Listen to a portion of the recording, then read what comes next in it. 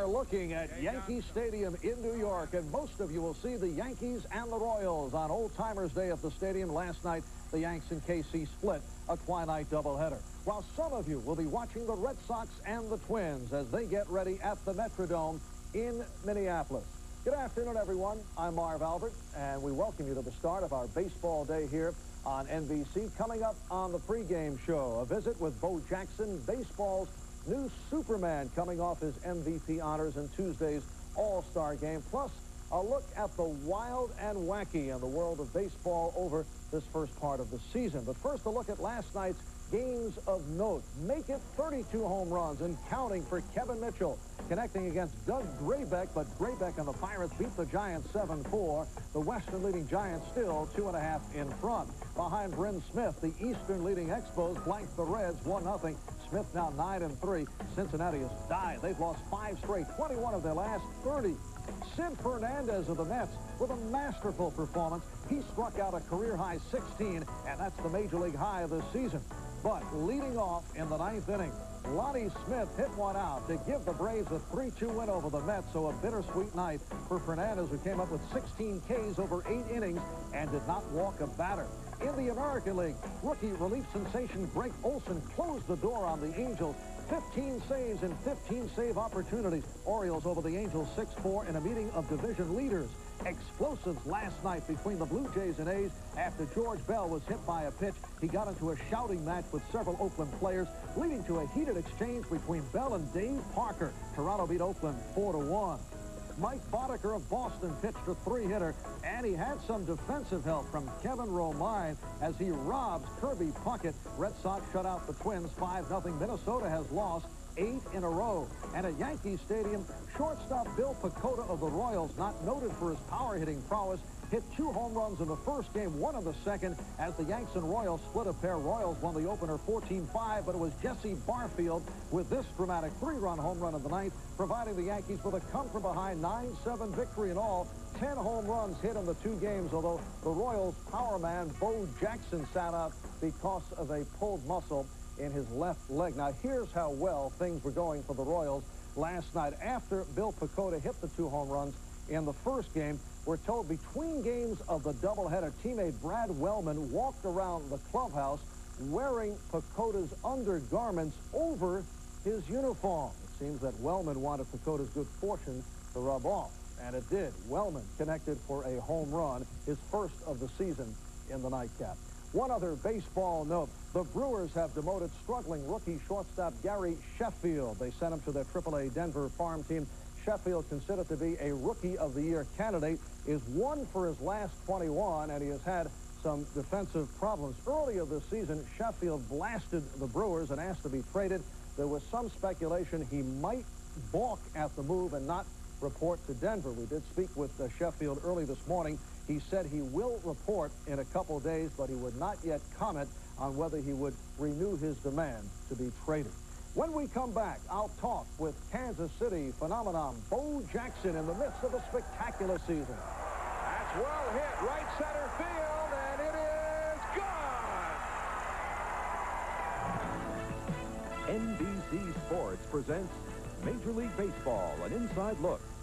Brought to you by Road Handler Threadlock Radial Zip Sears. Tough tires you can trust. And by Midas. Nobody beats Midas. Nobody. Remarkable two-sport professional athlete in modern times. Yet it was only 2 years ago that people were doubting. They were poking at the bold statements made by Bo Jackson, who insisted that he could do it in baseball while he played football as a hobby, coming off his Heisman Trophy All-American career at Auburn. And now Bo has done it in both sports. As a member of the L.A. Raiders, he's had a host of magic moments, only hints of what he could be if he concentrated solely on football. But with the Royals, he has exploded defensively and offensively with 21 home runs, 59 RBIs, 23 stolen bases. He's become baseball's biggest impact player, highlighted by Tuesday's mammoth All-Star Game home run and MVP selection. Hey. He's remarkable, and look at that one. Bo Jackson says hello. Or does it feel particularly good because there were doubters about your baseball ability 2-3 years ago? I didn't listen to what they had to say then, and I really don't listen to it now. If I sit up and listen to the people say, well, Bo is a great player, he's this and that, I feel if a person sit up and listen to all that, eventually he'll start believing it and it'll go to his head. And the way I choose to deal with that is to let it go in one ear and out the other. There's so much talent in both sports, but there are some who feel that if you concentrated on one, it's an unlimited situation. Can you ever see yourself making the decision and opting for either football or baseball? I'm in no rush to make that decision. I'm just going to live my life day by day, and whatever happens, happens. Folks at Nike seem to think you can do it all with the recent release of a commercial that has caused quite a stir. Bo knows baseball. Bo knows football. Bo knows basketball, too. Bo knows tennis? No. Bo, you don't know diddly.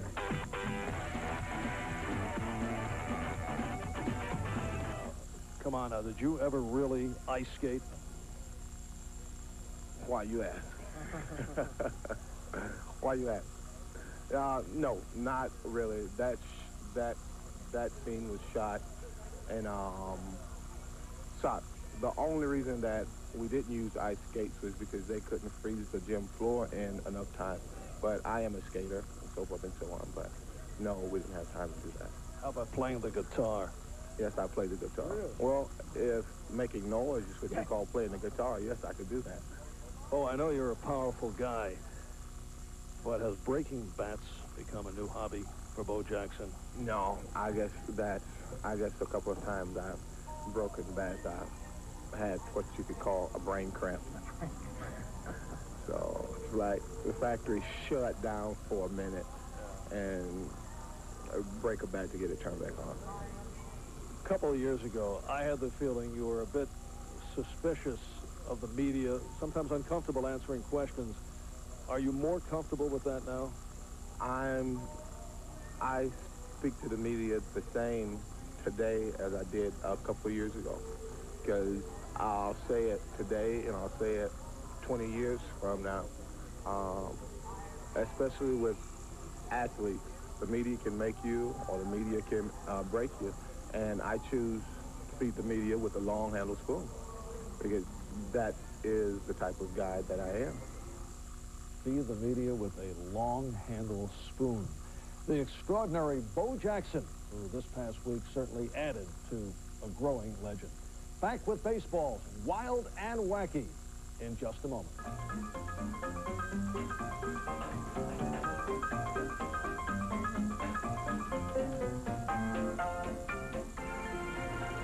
Everybody, this is Biff Barnes, the voice of the Toledo Mud Hens. Leading off in the next inning for the Mud Hens, former Major Leaguer Sixto Loscano, whose very name, Sixto Loscano, scores 800 points in a Scrabble game. There's a pitch down low for a ball. 1 ball, no strikes. The next batter, Guillermo Garcia, who hails from the island of the Dominican Republic. Interesting story for Garcia. In the offseason, he tried to stage a military coup of his government. There's a pitch high for a ball. 2 balls, no strikes to count. And hey, don't forget, coming up here Friday night at the ballpark, always a great promotional night for the Mud Hens, hard liquor and handgun night. You don't want to miss that. Biff Barnes saying so long, everybody. Yes, Roy sharing with us a portion of his stand-up act. Looking back at the first half of the season, very strong in the category of the wild and the wacky. What we call the Albert Achievement Awards is always compiled by our crack staff. And we open with last Sunday's visit by Billy Crystal and Robin Williams to the Mets broadcast booth as they ran into a foul ball scare. Oh, yes! Jesus! Oh, America! Oh, we're the country, America! Oh. Are you all right, Billy? Yeah, I'll be all right in a minute. Whoa, there it is. Hey, you get a good appreciation how fast the ball comes back. Huh? You still don't move to your right well. Another foul ball. Houston's Ken Caminiti with the nice try for North. How about Ken's teammate Billy Hatcher with a foul drive to left? It is right on target. You've seen fans battle each other for foul balls, but never this gentlemanly. They settle up by flipping a coin. On to pitcher's problems. Mike Maddox of the Phils tries to avoid the balk. Not what he had in mind. Detroit rookie Randy Nossick with a unique delivery, his version of the slip pitch. On the base pass, Ken Griffey, senior of the Reds, tries to make it back to first, obviously any way he can. Alfredo Griffin of the Dodgers caught in a rundown and shows his dexterity. Off the pickoff attempt, Milwaukee first baseman Greg Brock with a fake return. Ozzie Guillen fell for it. He is out. Some more embarrassing moments. Chris Sable of the Reds, who flied out, although his fly was down. Off the pop-up, the Texas Rangers infield had themselves an adventure. Phillies pitching coach Darryl Knowles with a graceful visit to the mound. Here's a fly ball to right. Claudell Washington with the catch. Perfect throw to the plate. One problem, the catch was the third out. The incredible the past month was highlighted by this base hit to right. Paul O'Neill of the Reds is so thoroughly frustrated, he kicks the ball back to the infield for what turns out to be the perfect cutoff, holding the runner at third. And we close with this base hit by Mitch Webster of the Cubs down the line and right to the Giant bullpen door, and forget about it. So there you have it, the wild and the wacky from the world of baseball over the past month. And that about wraps it for the pregame. Coming up, most of you will see the Royals and the Yankees from the stadium. Vince Scully and Tom Seaver at the microphone. Some of you will see the Red Sox and the Twins from the Metrodome in Minneapolis with Bob Costas and Tony Kubek. I'm Marv Albert in New York. Thanks for tuning in. Now, let's go to the ballpark.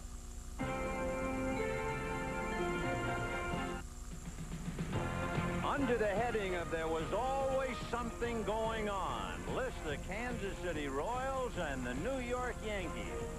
Historic moments, dramatic moments, and the names come tumbling down through the past. Chris Chambliss and a Yankee victory. Freddie Patek and the heartbreak of defeat.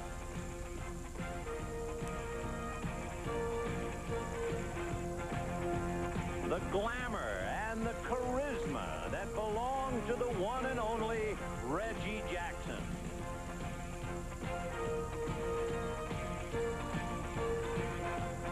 And that explosive afternoon with George Brett and the Pine Tar incident.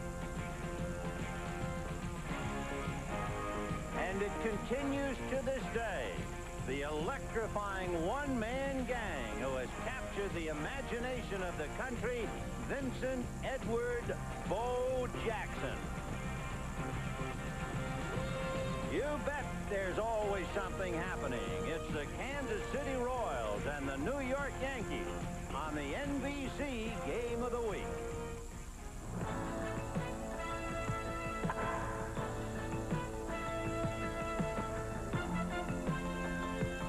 The National Broadcasting Company, now in its 7th decade of bringing you baseball's memories.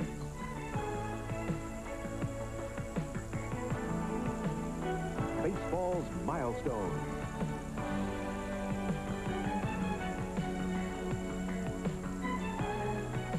Baseball's magical moments.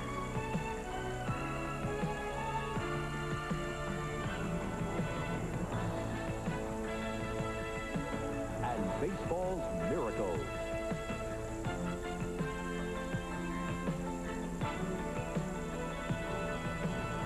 NBC Sports proudly presents the Major League Baseball Game of the Week.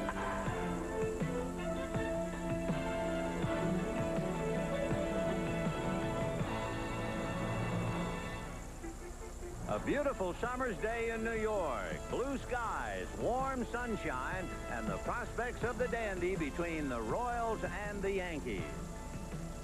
Hi, everybody. I'm Vin Scully along with Tom Seaver. Welcome to Yankee Stadium. What a twilight night doubleheader last night. 35 runs, 52 hits, 10 home runs. They wind up splitting it without Bo Jackson even making an appearance. And I guess he might see limited service today as a pinch hitter. We might see him as a pinch hitter. He was in the lineup at the start of the game, and then John Watson took him out of the lineup. But a lot of runs scored by these two teams. The Yankees very lucky they didn't get swept yesterday. Interesting. Each team ready to make a move, and yet they seem to sputter. Both teams in a pennant race. Both teams look like they're going to make a charge, and then they fall back. The Yankees especially right around that 500 mark all year long. Well, the tip-off, they've played 10 games. They've split all 10, splitting the games in Kansas City and here in New York. We'll get to the starting lineups right after this.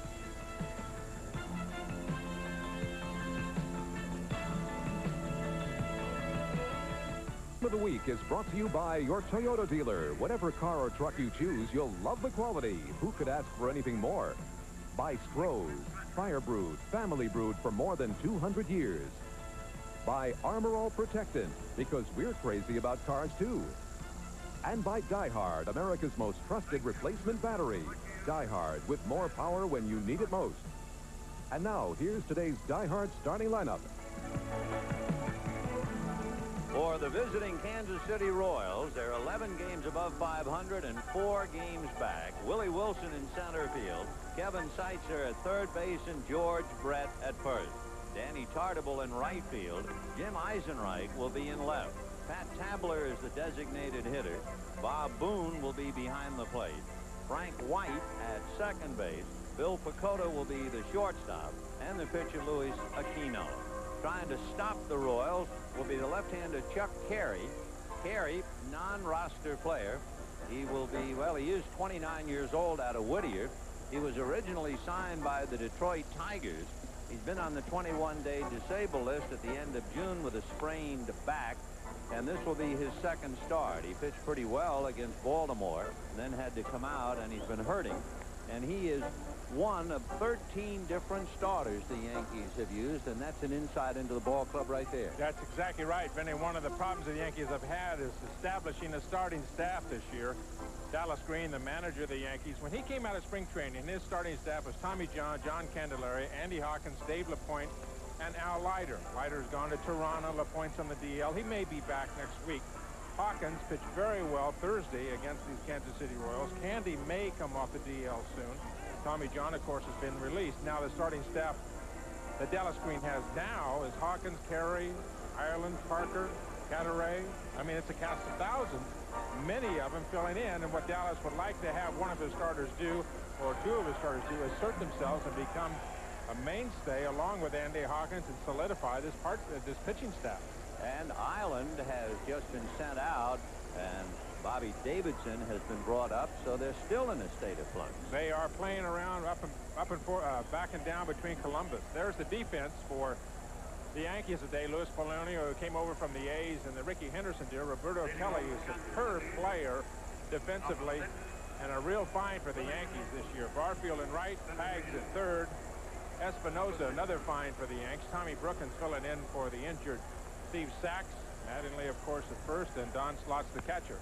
Willie Wilson, first ball hitting a long fly ball to center. It's over Kelly's head to the track, and he is on his way for at least 3. And the relay finally brought back towards the infield and cut off by Mattingly. Willie Wilson, a towering triple over the head of Roberto Kelly, and Wilson on the first pitch extends his hitting streak. He is hit in 7 straight. Kelly had a little trouble with the wind that comes over the top of the left field stand. Got turned on the wrong side of that ball. Wilson, who has just been hitting a little over 180 from the right-hand side, jumped in that first pitch high fastball and hits his second triple of the year. So here's Kevin Seitzer. Mike Pagliarulo near the bag at third as Wilson comes down the line. We're just starting. 1 ball and no strikes the count to Kevin Seitzer.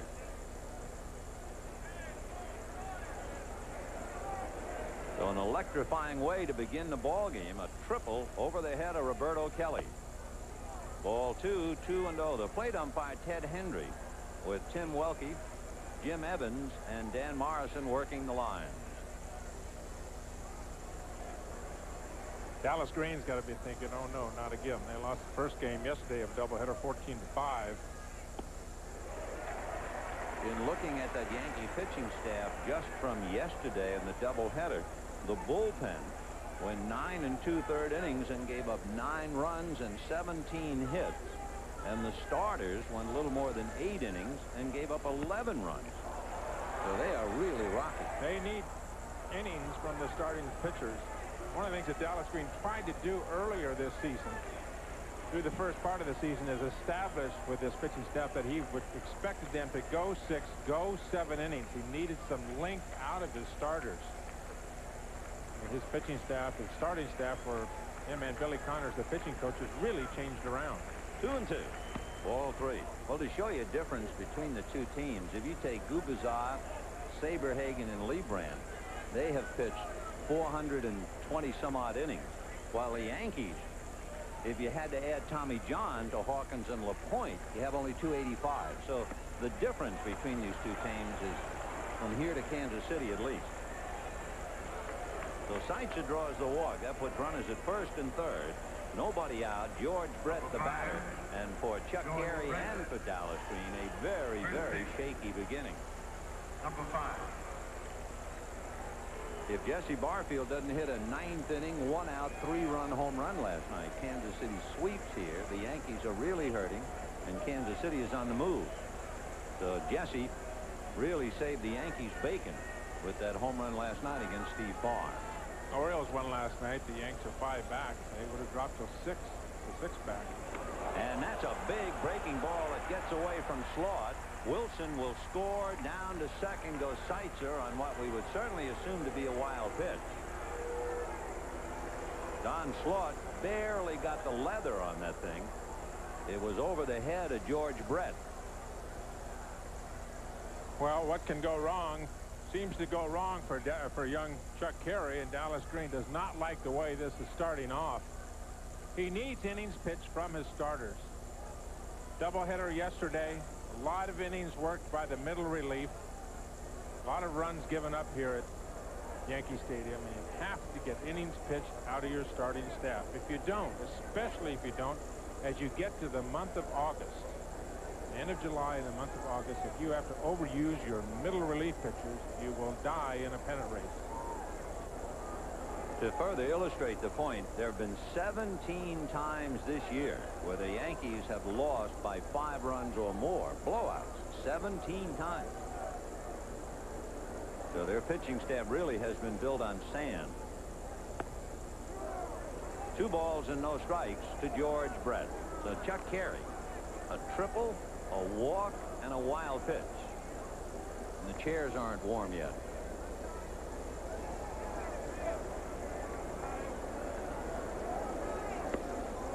On the corner, no, he missed again. Ball 3, and now time call. Billy Connors going out to see if he can't bail him out before he's out of the game. You remember your earliest KO in a game? 1967 in the Astrodome. Really? Gave up 5 runs. In the first inning? In the first inning. Bases loaded, and I think Tommy Davis, the ex-Dodger, lost the ball in the ceiling in the Astrodome. And the ball fell someplace. Everybody scored, and I came in, and Wes Western told me that I'd had a nice day, and I was excused for the remainder. We'll get somebody else for the next 8 innings. Killer, though. Well, when you're a kid, you know, those things are going to happen. And you just have to kind of roll with a punch. George Brett, the great George Brett. He had 6 hits in last night's doubleheader. He hit in 6 straight, and in 10 of his last 11. And he walked. So Carey's not going to be very long for this game, which could be a disaster for an already leaky Yankee pitching staff if they have to go to the bullpen this early. Number 4. And Danny Tartabull, the batter. Danny Tartabull, 4 for 10 with 3 RBIs last night. And 5 5 of his last 10 hits have been for extra bases, including 3 home runs. So they have to watch him very carefully. 2 on, nobody out, 1 in. The Royals leading 1-0. For Carey, now he's reached the stage where he's just got to say to himself, look, I'm pitching all these hitters like they're Babe Ruth. I just have to throw strikes and challenge him and hope that he hits the ball to somebody. Got to think that try and get out of this inning with 1 run. It's really the mental process that you have to do, the mental discipline you have to have as a pitcher. Very evident when you go into a very rocky start. Okay, you've got first and second. You're going to run in, nobody else. You have a chance to get the ball on the ground. A good defensive club behind you. Get a double play. You still have a chance to get out of the inning with 1 run. If he allows a runner to get to third here, let's say a wild pitch, another wild pitch, or a stolen base, or what have you, get another run to third with less than 2 outs. Even throw that run out. Forget that run. Okay, you're going to give up 2 runs. Let's keep the bleeding to a minimum here in the first inning. 1-1 to Danny Tartabull. Good fastball. He went after him there at the knees. 1-2 the count. You know a big difference in watching National League games and American League games? The National League umpires rarely use their left hand or arm at all. It's all a strike, or otherwise it is a ball. But I notice American League umpires use their left hand to indicate a ball. And I noticed that the other night in the All-Star game when Jim Evans, that left hand is coming up as much as the right. A decided difference. Behind the plate, Ted Hendry. 1-2 the count to Danny Tartabull.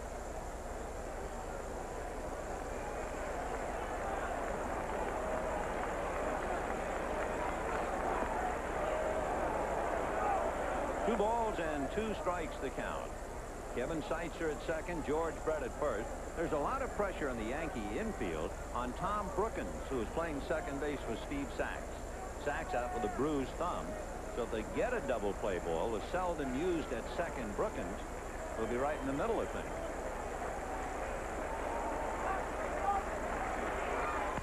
Line drive down the left field line, foul, and he ripped it. It was almost a ticket back to Columbus if that ball had been fair. You know, talking about Tommy Brookins at second base, a real pro's pro.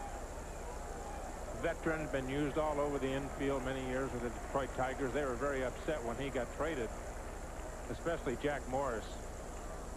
And Brookins is a fellow that can be used all over that infield, and you really don't feel you lose very much. He is a real hard-nosed ball player, and the kind of guy you need on a ball club to be able to fill different positions. Fastball is lifted to left field. Luis Polonia fighting the glare, sunglasses down, Seitzer tags, as does Brett. They are both going to move up, and he's out at third.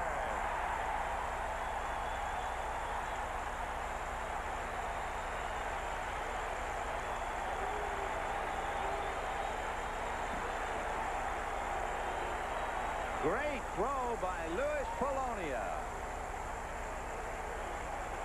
Sometimes when you're having trouble as a pitcher, make him put it in play, and you'll get a little help from your friends. A great throw by Polonia.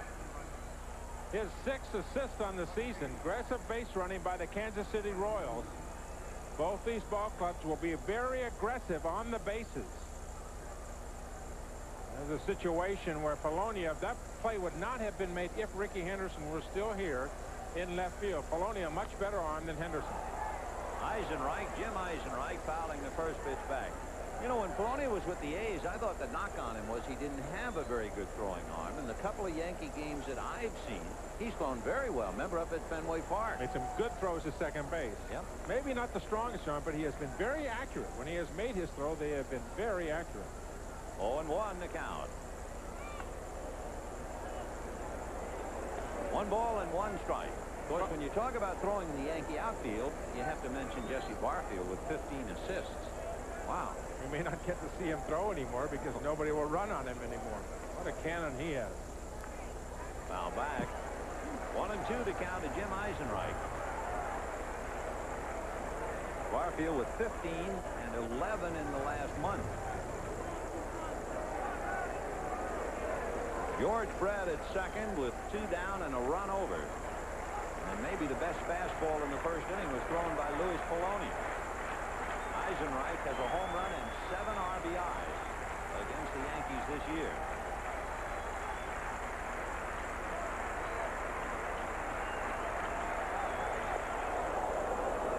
Boy, he almost threw that one away. Really some control problems. You look at his numbers as far as innings pitched. As they take a look at that last fastball up and in. 25 innings pitched, only 8 base on balls so far this season. Here were the Yankees. 2-2. Now back. Came right back in there with the fastball. It's a great day here at Yankee Stadium. Chuck Carey walks out to start the game, and he's following people like Tom Seaver, Whitey Ford. Some of the great ones have been on that mound today. Equitable Old Timers Day. And it was great to see them come back. 2-2. High pop fly, back a third, shallow left. Polonia coming on. And Carey is out of what could have been a disastrous inning. 1 run, 1 hit, and it was Polonia who saved the day for Chuck Carey. Lineup, Luis Polonia, followed by Tom Brookins and Don Mattingly, Mel Hall, the DH, Jesse Barfield, Mike Pagliarulo, and Don Sloth, Alvaro Espinosa, and Roberto Kelly. And on the mound to try and stop him, a right-hander out of Santurce in Puerto Rico, Luis Aquino, who was obtained from the Toronto Blue Jays in a deal for Juan Benitez. So Aquino pitching to Polonia, who has a 4-game hitting streak. 2 balls and no strikes to Polonia. He's hit in 4 straight, and in his last 2.5 weeks hit about .325. So he's been a hot hitter. 2-1. Since he's come over to the Yanks, Dallas Green and the entire organization have put him in there to see if he can play every day. Of course, a big part of that Ricky Henderson trade, the Yankees picked up 2 pitchers and Luis Polonia.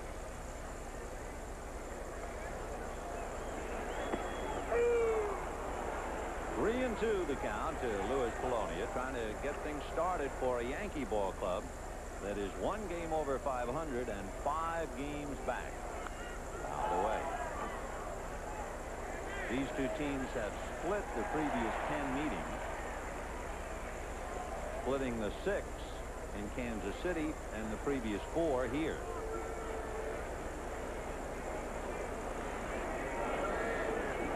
Three and 2. Ground ball into right field.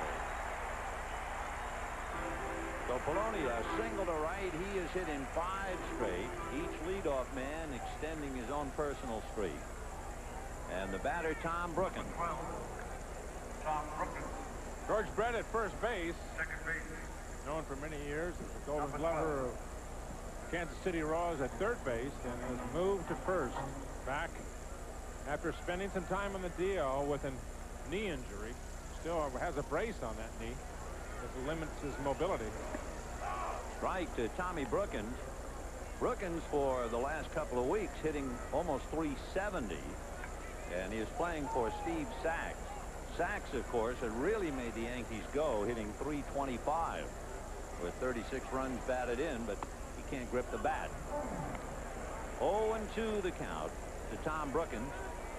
Pat Corrales and Lee Ely are the coaches. That's Lee Ely at third, Pat over at first. No balls, 2 strikes. Brookins struggling against right-handers. So they give up a great deal when they have to play him against right-handers. He's hitting barely 100. Fouled away. Still 0-2. One thing these 2 teams certainly have in common, both the Royals and the Yankees, each team has stolen more bases than home runs allowed. John Wathan has seen his club steal 99 and hit 56. Dallas Green has seen his team steal 90 and hit 75. Now back. You can see Tommy Brookins trying to hit the ball through that big hole on the right side between Brett and Frank White. That's exactly what this club will do, Vinny. They will run. They will put the ball in, try and put the ball in play, get the runners moving. It's been a long time since you can think of a Yankee team that has more stolen bases than home runs. And they really do have to kind of manufacture their runs. Polonia, 15 out of 21 in stolen bases. 0-2 the count to Tom Brookins. On the fists fouled away. In doing a little preparation for the ball game today, only twice since Babe Ruth came to the Yankees did the Yankees ever steal more bases than home runs hit. 1969, 119 stolen bases, 94 home runs. 1976, 163 stolen bases, 120 home runs. Line drive at White. The throw to Brett. He made the play. Oh, what a dazzler by George Brett to not only save an overthrow by Frank White, but to double up Polonia at first base. The old men on the right side of this Kansas City infield, Frank White and George Brett teaming up. You can see Brett had to dive to his left, but his foot still on the bag. The umpire at first, Tim Welke, right on top of it. Good call. Polonia being very aggressive, got caught leaning the wrong way. And a double play for the Royals. Strike to Don Mattingly. Mattingly, as he checks in, hitting .314. To conclude the thought about how shocking it is, only those 2 times where the Yankees stole more bases than home runs hit. In 1961, the Yankees set the record. They hit 240 home runs. You know how many stolen bases they had? 28. Now that was an American League Yankee team. Why is it doing what it's doing? Well, think about it. The manager's a National Leaguer, Dallas Green. His coaches, Pat Corrales, Lee Area, Frank Howard, Charlie Fox, Billy Connors, they're all National Leaguers. So, the evolution of the Brown Bombers. 1-2 the count to Don Mattingly. 2-2. That was kind of the direction that the Yankees started to go when they went out and got Ricky Henderson a few years ago. We're going to bring more speed into this ball club. We're going to try and get away from home runs so much. They really had to do it with the loss of Winfield. Dave Winfield went down this year in spring training with the disc problems in the back, which certainly looks like it's going to keep him out the entire year.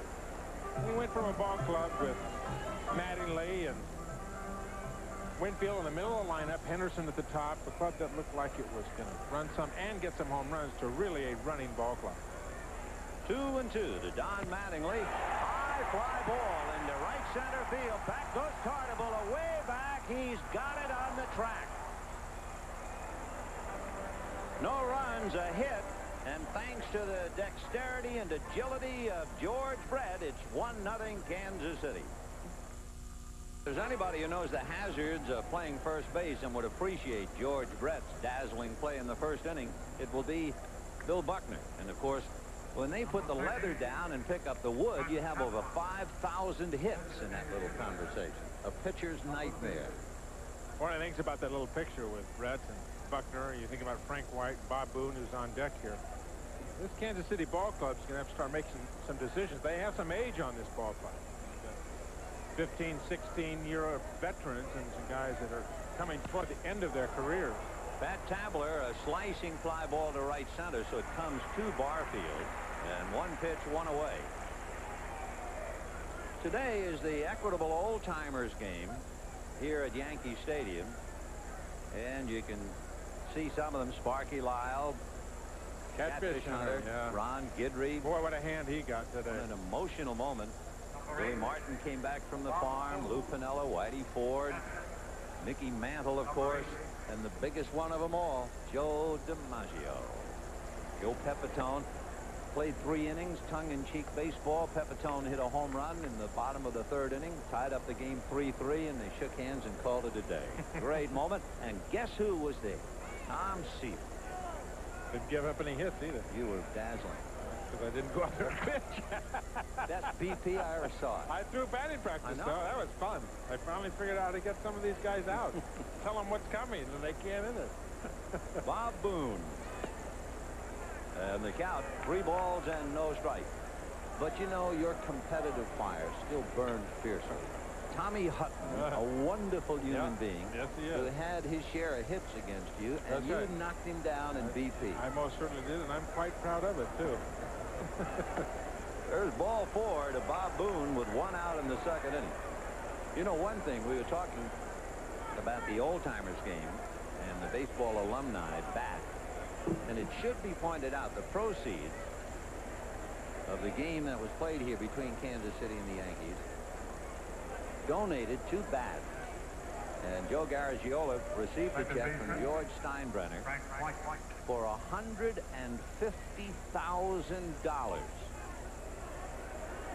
Now, Steinbrenner gets a lot of heat from a lot of people, and I'm sure a great deal of it is justified.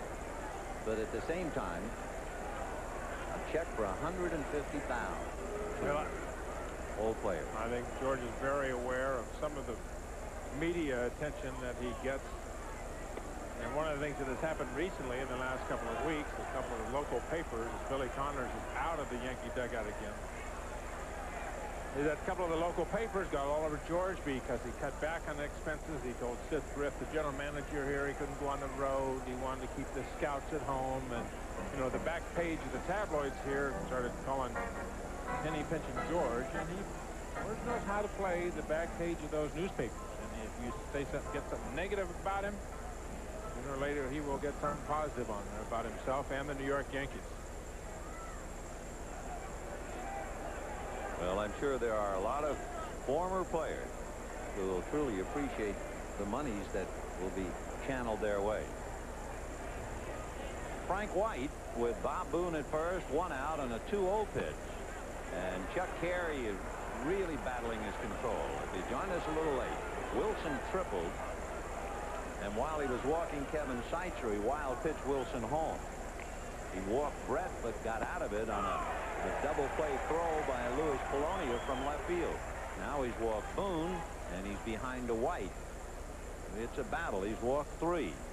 He has been aiming the ball. That ball, the 3-0 pitch, he knows that Frank White going to be taking it, and he let it go. A lot of the pitches, you just trying to dart the ball, spot the ball. Now back. That ball is the ball. Go ahead and release it. Try and drive it through the strike zone. Probably what Billy Connors, the pitching coach, is trying to get him to do. Quit trying to aim the ball. Go ahead and throw it. Go ahead and throw it through the strike zone. 3-2. Runner going, and a high pop fly into shallow center. In fact, Brookins put on such a fake that it has to be caught by Roberto Kelly. Tom Brookins put on a great fake trying to do it at the expense of Bob Boone. The only problem was he put on such a good fake, he almost faked himself right out of the play, and he was bailed out by Roberto Kelly. That will happen. Number 32, Bill. Roberto and Brookins talking about it. That's to pull the wool over a veteran like Bob Boone. And certainly Booney does not run well. But I don't think you're going to fool him. That would have been embarrassing for Brookins. Yeah. He's so busy fielding an imaginary ground ball that the pop fly falls in. A veteran at second, veteran on first base as the base runner, and who had to make the catch? The Young rabbit. Puppy, the rabbit, Puppy Rabbit in center field. Here's Bill Pecota, and he's a strike. 0-1. Boy, he had a big night last night. He set a club record with 3 home runs and 15 total bases in the doubleheader. He had 4 home runs in his career prior to last night when he hit 3. And he hits one to straightaway center. Kelly has a bead on that one, and that's it. No runs, no hits, a man left on a walk. And at the end of an inning and a half, Royals 1, Yankees 0. Wathan, sitting quietly in the Royals dugout, has to be thinking about a couple of things. Number one, the Royals have the best home record in the major league. They are 8 games under 500 on the road, and they've had only 1 winning trip. And that wasn't much. They won 5 and lost 4. The big problem with the Royals, like night and day, they are totally different when playing on AstroTurf and when playing on grass. When they're on the turf, they are really tough. But when they are on the grass, they're 9 games under 500. Ground ball hard to third. Right there to handle it, Kevin Seitzer. That takes care of Mel Hall, a DH, 1 away. They are kind of a club that's built around that big ballpark they have in Kansas City with the turf on it. You would think that the older players on the club, Buckner, White, Brett, you know, that they would not be that kind of ball club, but everybody else in the lineup runs, and they have to utilize their speed. A big ballpark, and of course they've got another fellow who's really picked up the slack for him, and then Bo Jackson, who we're not seeing today. That's a looper over third, and just fair. Hit the chalk down the line. Barfield, who was the villain as far as the Royals were concerned last night with his 3-run home run, hits the chalk for a double with 1 out in the second inning. Jesse has been swinging the bat very well lately for the Yankees. This ball looks as if it hits right on the line. The umpire and Kevin Seitz are right in front of it. You can see it looked like it hit right. Yes, it did. You can see the chalk come up on the line. The third base umpire, Dan Morrison, right on top of it. But Jesse Barfield with his 9th double of the year. The tying run, it's 1-0 Royals, and Mike Pagliarulo trying to pick him up. Pagliarulo with only 15 runs batted in, but he's really struggling. Out away, 0-1. Pags has struggled all year long for the Yanks. A man that many counted on in spring training to pick up some of the slack that would have been lost from Dave Winfield being injured, Claudell Washington going to the Angels, Jack Clark going to San Diego, but he has struggled right around that 200 mark all year. 1-1 the count to Mike, who is hitting under 200 against Kansas City with just 2 runs batted in. He's known as a man of 1,000 batting stances. He just never seems to be comfortable. The old days, they call him a Thomas Edison, always experimenting. 2-1 the count to Mike Pagliarulo, 1 out, Barfield at second. We're in the second inning. And the Royals leading 1-0.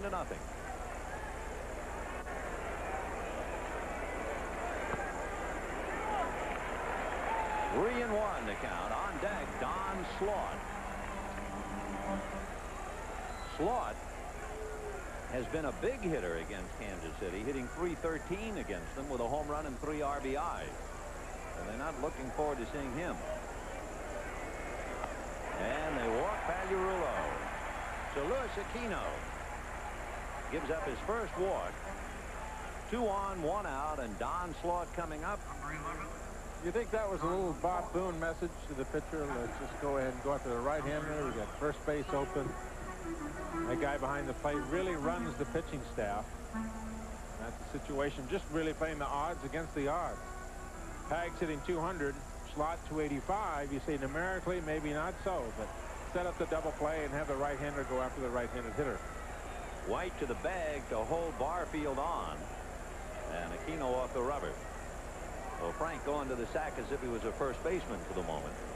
Trying to take a step away from Barfield, who is not a particularly good base stealer. He's a break-even runner, 4 for 8.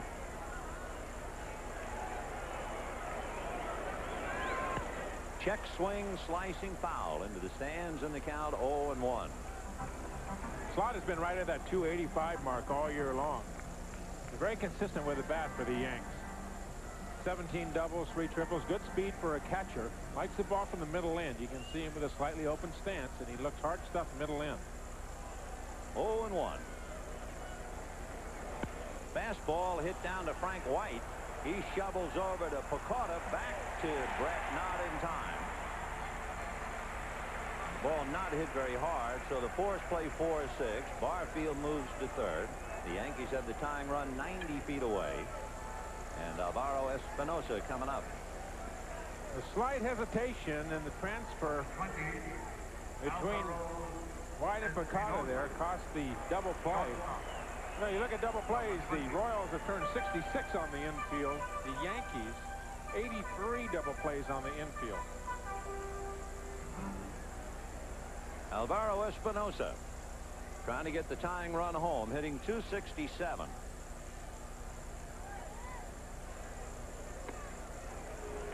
One ball and no strike. Espinosa, as you see, 19 RBIs and 4 of them against Kansas City. He's hitting over .300 against the Royals. Ground ball in the hole. The quick play at second base for the Force, and the inning is over. No runs, 1 hit, 2 left, and at the end of 2, 1-0 Royals. We'll be back after these messages from your local station. Is brought to you by Mitsubishi, bringing you the Eclipse Sports Coupe. See it at your Mitsubishi Motors dealer. And by Molson, imported from Canada. It's a breeze going down.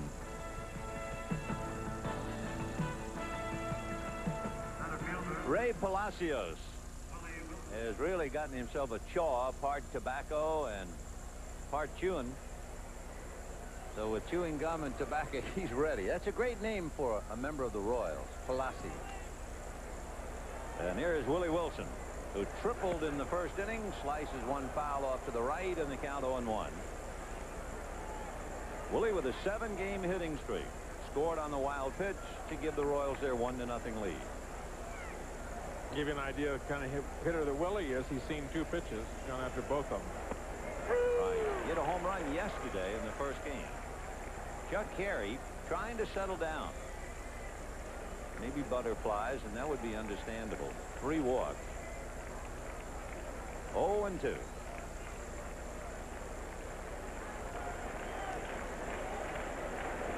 Fastball hit in the air to shallow left. Polonia got no jump at all, but he's able to come in. In fact, Espinosa tried to help him. He threw his hand in the air, and Polonia was starting back.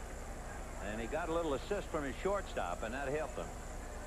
Big high sky here at Yankee Stadium today. Wilson had a big swing, and it looked like he hit the ball initially better than he really did, but he hit it out toward the end of the bat, hit it on the end of the bat. The ball started on a good angle that looked like it was well hit, but then just died once it got up in the air.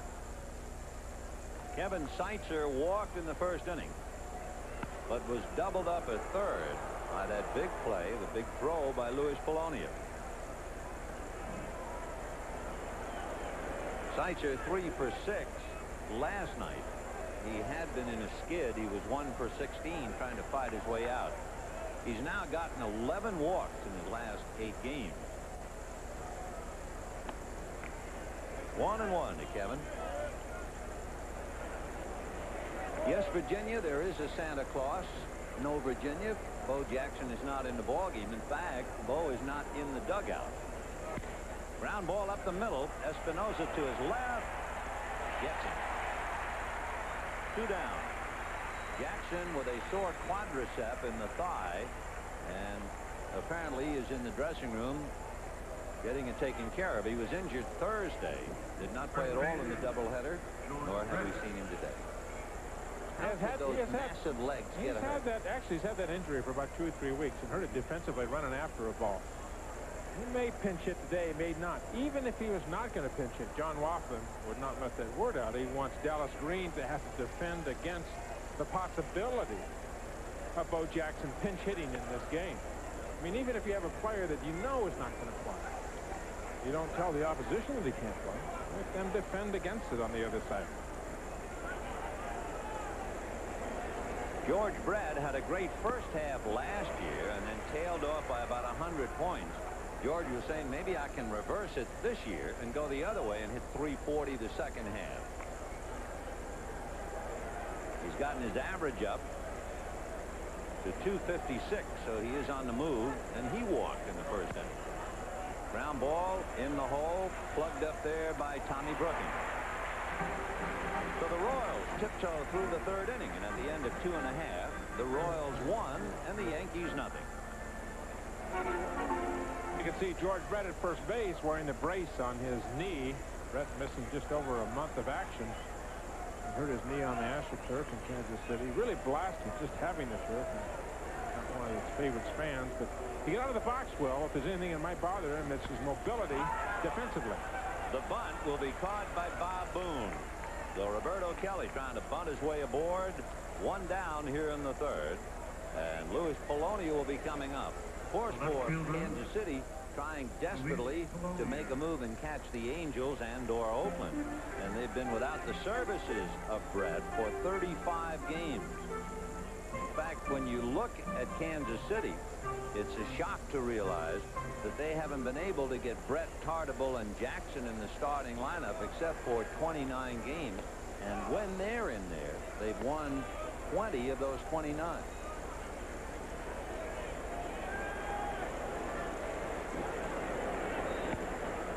One ball and one strike. Talking about George Brett, I have one more George Brett story. There's one thing for sure to say today, that his brother Bob just had a baby boy, proud new father. And there's a little discussion of Bob and his wife at home about the baby's name. Is either going to be Vin or Tom, and it depends on who makes the announcement. Is that the way it was going to be? 1 and 2. So I want to congratulate Bob on his new son named Tom. Why shouldn't he be named after a Hall of Fame baseball player? I agree with that. Here's a big play in the first inning. That throw by Louis Polonia on a fly ball by Danny Tartabull. Kevin Seitzer had tagged up at second, and Polonia made a great throw. Now he has a great swing and hits it into the right field corner. And Louis on his way for a stand-up double with 1 out.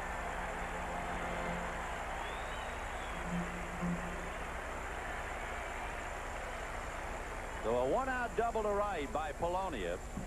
And the batter is Tom Brookins. And this was that play where they erased Kevin Seitzer. So the Yankees, for the second consecutive inning, get the tying run in scoring position. Barfield doubled in the second. Now Polonia in the third. And here's Tom Brookins. Brookins hit into a double play in the first inning when he hit a line drive at Frank White. And Polonia doubled off first. Tom 0 for 1.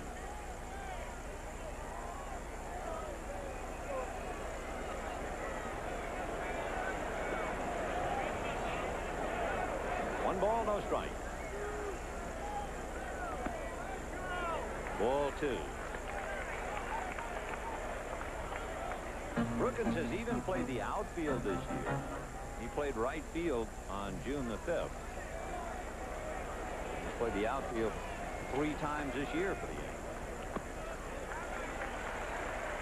Yankees. 3-0 the count.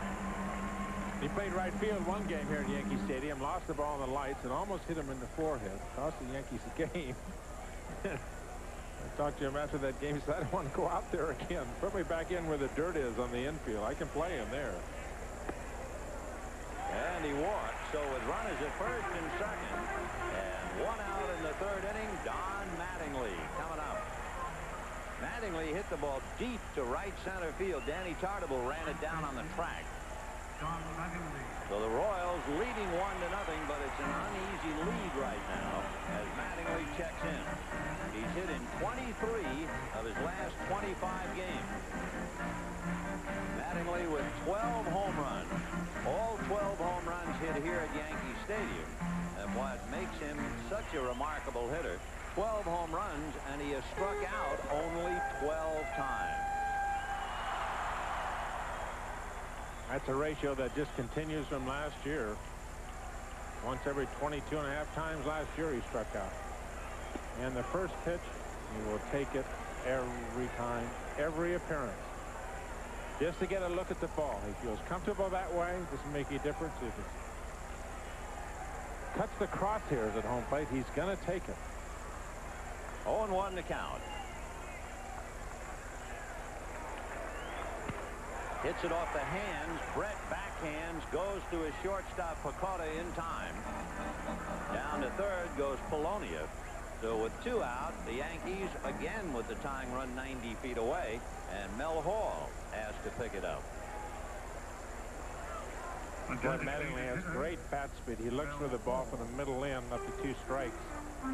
And he got it there and got jammed. Aquino made a good pitch. The ball moved in slightly right at the belt. Don broke his bat. So Mattingly at first, Polonia at third. 2 down in the third inning. 1-0 Royals. Aquino trying to get out of a jam against a very tough hitter as far as Kansas City is concerned. Because Mel Hall is batting .320 against the Royals. He has 2 home runs, including a grand slam.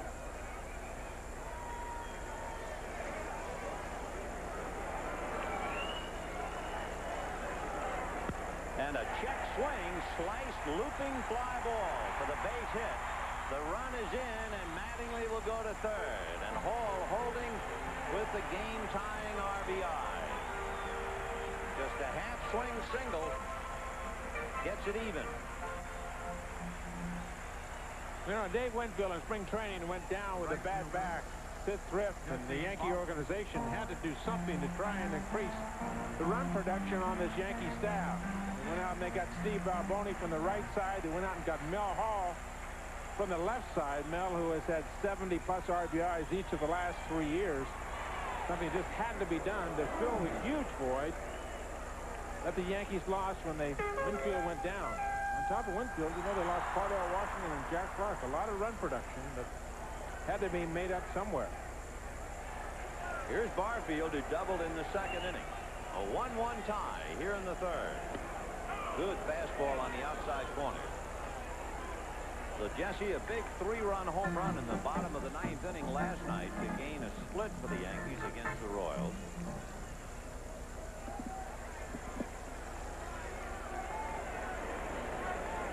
Luis Aquino trying to work his way out of a jam here in the third. 2 out.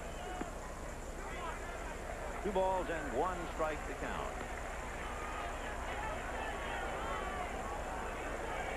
In the inning, Roberto Kelly tried to bunt his way aboard and popped it up. Polonia doubled, Brookins walked, Mattingly a force play, and Hall a check swing single. Double foul that time. That thing fouled back, and then the backlash. That just about wiped out the entire group at home plate. What's this? We got a little pinball wizard going here. Inside a foul, off a Boone, off the umpire, off a Boone again. Bingo, bingo, and the tilt sign goes up. 2 balls, 2 strikes.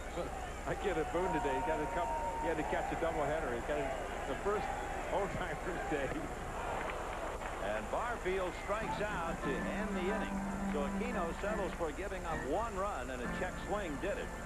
And at the end of 3, a 1-1 tie. Sachs with a bruised thumb, resting today. He's only missed 1 game all year for the Yankees. That's his 32nd trip to the clubhouse. You're keeping tabs on it. Yeah. Mr. Motion. Here's Danny Tartabull, Jim Eisenreich, and Pat Tabler. 0-1 the count. Tartabull hit the fly ball in the first inning, caught by Polonia, who turned it into a double play.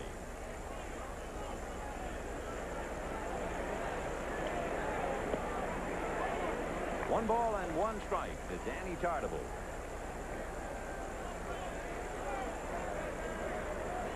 One run, 1 hit for the Royals. That was Wilson's triple. 1 run, 4 hits for the Yankees. Good off-speed pitch. I think he turned that thing over a little bit, too. Change up, run away from him. Buck on Tartabull, hard in off the plate and soft away. Danny, a very streaky hitter, and when he gets in a slump, he will start pulling that left side off and trying to hit home run on every pitch. A great big swing he has. Very strong. 10 home runs, 35 RBIs on the year. But he can get home run happy. Hit the ball to the Bronx River here instead of using the big gaps in the outfield. He's a better hitter when he, like most hitters, just hit the ball up the middle, hit the ball hard through the middle of the diamond.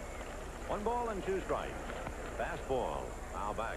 A moment ago, we showed you the fact that Steve Sachs and Kirby Puckett were tied for most hits at 118. Kirby just picked up number 119 a couple of minutes ago, just to bring you up to date. Twins playing the Red Sox. Ground ball to shortstop. Espinosa picks it. Sure gets rid of the ball in a hurry. Some shortstops will break your heart, but not him. Well, let's take a quick update, and we'll go to the charming Gale Garden. All right, thank you, Vin. The Red Sox and the Twins in Minnesota. Twins trying to end an 8-game losing streak. Greg Gagne, the grounder, gets by all-star third baseman Wade Boggs. Also gets by all-star left fielder Mike Greenwell. 2 runs come in to score. 2 errors on the play. Twins lead the Sox 2-0 in the 4th. Vin? Okay, Gale, and Jim Eisenreich swinging from the heels comes up empty, and the count 0-1. He flied to left field in the first inning. Top of the 4th, 1-1 tie.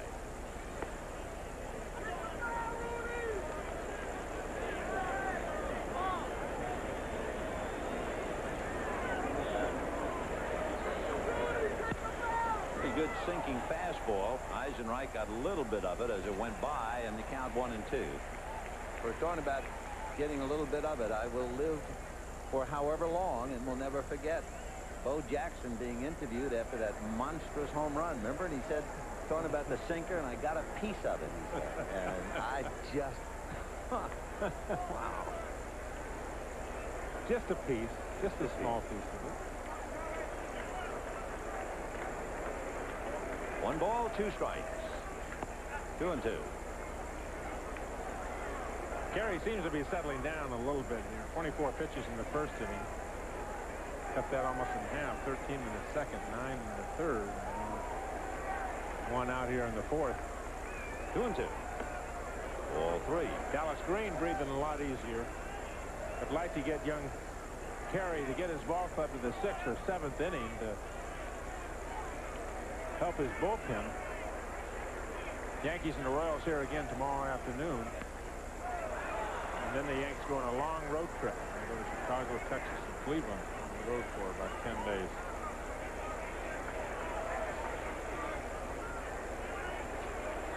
Three and 2 the count to Jim Eisenreich. Pat Tabler on deck. Chased and got a piece, or did he? No, the tag at the plate. So Eisenreich strikes out. For Carey, he picks up his first strikeout. Looks like fastball down and away. Would have been a straight change as much as Eisenreich was out in front of it. Let's see where the... No, it was a fastball, and he just got it in a good part of the plate. Slot couldn't hold on to it, so he had to make the tag, but Eisenreich wasn't going anywhere. Here's Tabler, flied to right field in the second inning. Turn that ball over off speed. He will turn the ball over away to these right-hand hitters. Will try to cut the ball on the inside. He has a decent fastball. There's a hopper right to Espinosa. And that will be the end for the top of the fourth inning. That's 8 in a row retired by Carey. At the end of 3 1/2, it's a 1-1 tie. Stadium with Inspector Clouseau. You were down on the field with some of the great names of the game, including Mantle and DiMaggio and all of the others. That had to be great. One of the things you get here at this ballpark is a great bit of nostalgia and a great bit of history. You know, when Ron Guidry just retired, he got a great hand, but then all of a sudden here comes Mickey Mantle, here comes Whitey Ford, here comes Joe DiMaggio, and then they on the board on the television in the outfield, they do a little 3 or 4 minute vignette on Mr. Lou Gehrig. I mean, so you can get a history lesson while you're here at Yankee Stadium. Well, you pitched here, rather memorable day. Loved it. Loved it. Loved pitching here. Loved pitching in the old ballparks. And I was very fortunate enough to win my 300th game right here in this ballpark. Precisely why I brought it up. Yes, and I was not going to let that pass. That's like a good fastball hitter. You serve it up to me, I'm going to take my cut. Mike Pagliarulo, Don Slaught, and Alvaro Espinosa in that order. We're in the bottom of the fourth in a 1-1 tie. Pagliarulo walked in the second inning. Louis Aquino and Chuck Carey in a 1-1 tie, bottom of the fourth. On the corner, 3-1.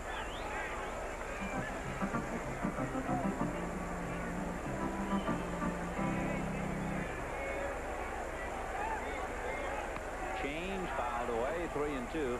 When you look at Aquino's record, 3 wins and 4 losses. 2 wins, no losses in relief, 1 and 4 as a starting pitcher.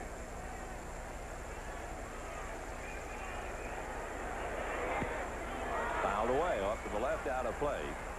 This is a staff inning where Gubicza, Saberhagen, Leibrandt, and before Floyd Bannister got hurt, they really carried most of the load.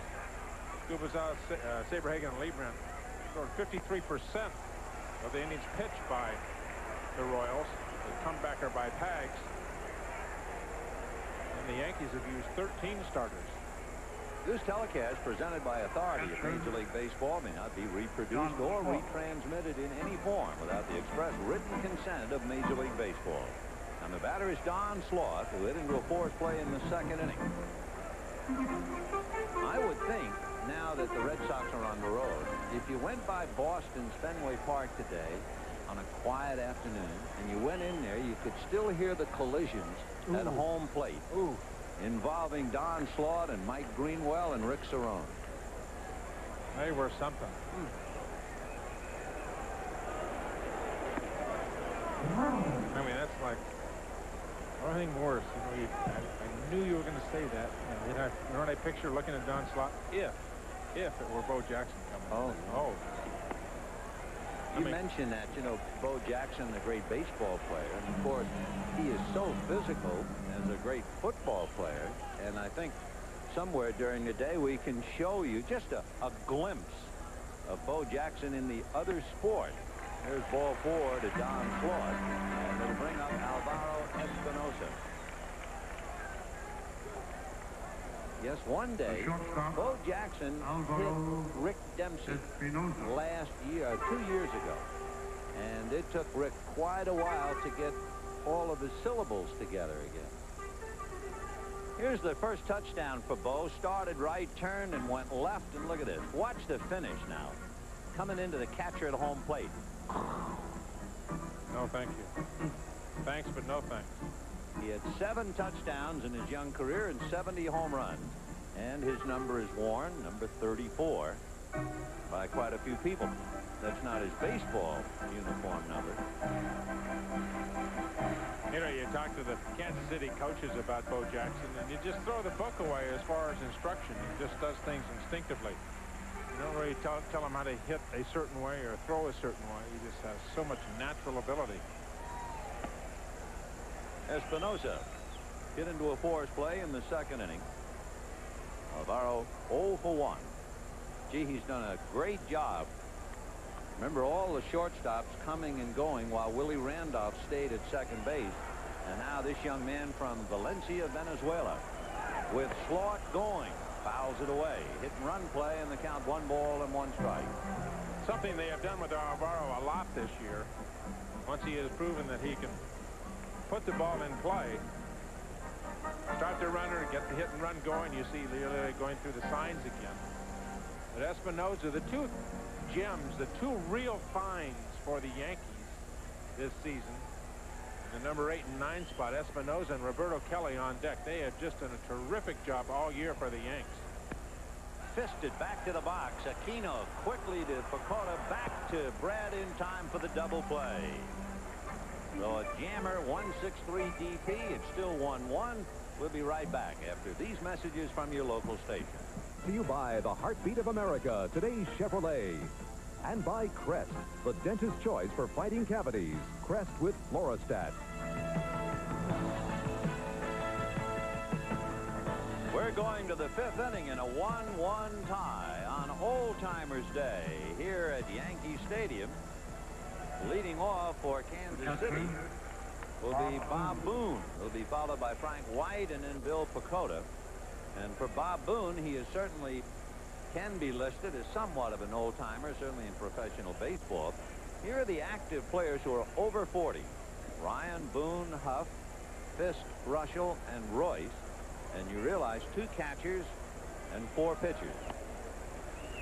So when they talk about battery, the place where they get it recharged has to be on the mound and behind the plate. They're the only 40s and up. Right, 1-1. And of course, when you looked at some of the so-called old-timers playing before today's game, Boone's probably older than a couple of them. 2-1. Older than Johnny Bench, going in the Hall of Fame. Look at Boone's open stance here. He has changed around and got that right foot way back in the corner of the batter's box. Little pop fly, that's right to Tom Brookins, so he's jammed 1 away. And let's take another visit, and we'll get an update from Gail Gardner. All right, Vin, at the Metrodome, the Red Sox came back to tie things up against the Twins with Danny Heap aboard, Roy Smith delivering to Dwight Evans. Watch the catch in the stands. The 2-run homer. Red Sox Twins tied at 2 in the 4th. Let's go back to Vin and Tom. All right, Gail, 1 out in the 5th inning, which means Carey has now retired 9 in a row. And here is Frank White, ball 1. White flied to center in the 2nd inning.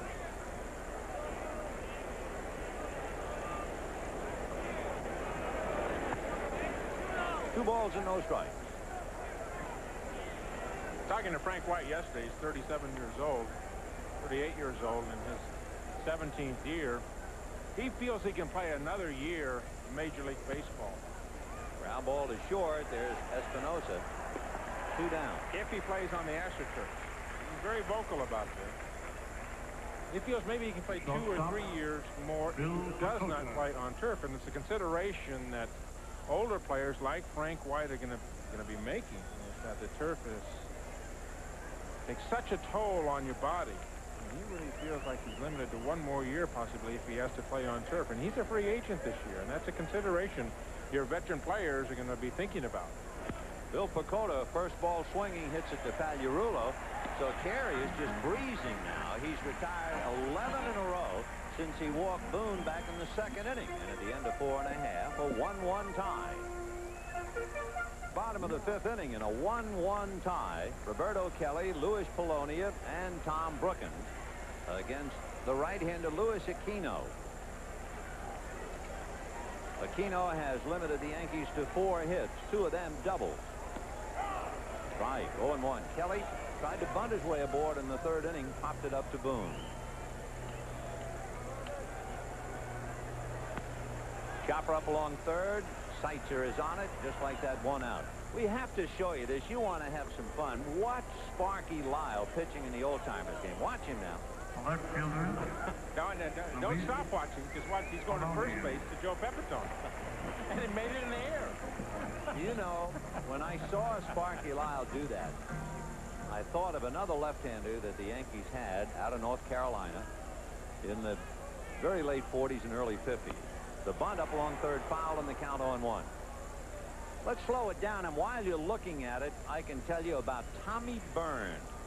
Now, this is Sparky Lyle. Up and over, and then he does it again throwing to first. Tommy Byrne would pitch behind his back, and I saw him do it once in an exhibition game against the Brooklyn Dodgers, and he made that pitch, did Tommy Byrne, to Pee Wee Reese. 1 ball, 1 strike. Reese jumped in the air, backed out of the box, so he was number 1 startled, and number 2, as any athlete in baseball would do it, he felt he was being shown up. He was angry. Ground ball to Bill Pecota. So 2 down, and Tom Brookins coming up. But can you imagine a regular game and you see a fella throw behind his back? That was Tommy Byrne, who also used to flip the ball up in the air and then catch it as he was going into his windup. He was remarkable. Tommy Brookins hit into a double play and walk. 2 down.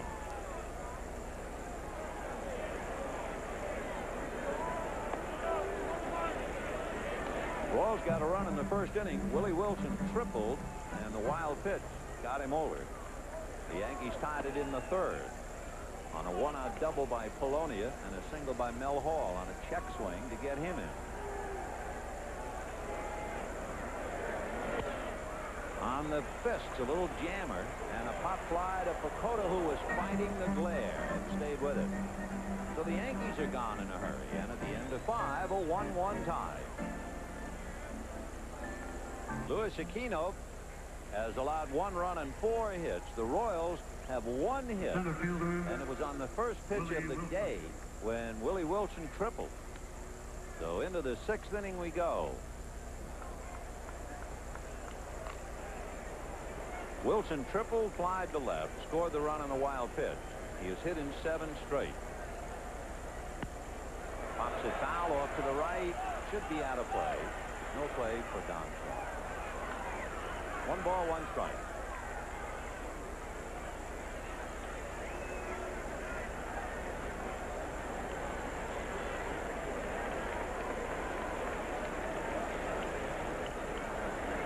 Wilson came in here a hot hitter. Not only has he hit in 7 straight, for the last 10 games he's been hitting over 330. 1 ball, 1 strike. And a bunt up along 3rd. They're going to let it roll. It goes foul. Good choice for Mike Pagliarulo, because Wilson was flying down the line and would have legged it out, I believe. Both leadoff hitters have tried to bunt in this game. Louis Polonia tried to do it last inning. And he has tried to bunt almost every game that he has played for the Yankees. And here Willie Wilson leading off this inning. And had it not hit the cut of that grass, would have stayed fair. After the bunt attempt by Polonia, the next pitch was right in on top of him to spin him around. As a professional pitcher, did you take umbrage over the fact that somebody was bunting? Not at all. No. He's taking advantage of his abilities. Polonia is a good bunter. The ball of Polonia was not that far inside. Polonia stands off the plate a bit and strides into the ball. The ball just in off the plate. There's a hopper by the diving shortstop Espinosa and on out into left center. Polonia quickly getting it back in to Tommy Brookins. So Wilson 2 for 3 with a line single to left center. Wilson's whose average coming into today 216, but he is not swinging the bat like a 216 hitter. Remember in the first inning he got a high first pitch fastball. He hit over Kelly's head for a triple. Here another high fastball, and he drives it right by Espinosa. Well, that breaks a string of 11 consecutive outs for Chuck Carey. Now he has Kevin Seitzer to contend with, as well as Wilson's presence at first. Willie has stolen 13 out of 18. Seitzer has walked and grounded to short. Seitzer hitting about .340 in his career against the Yankees.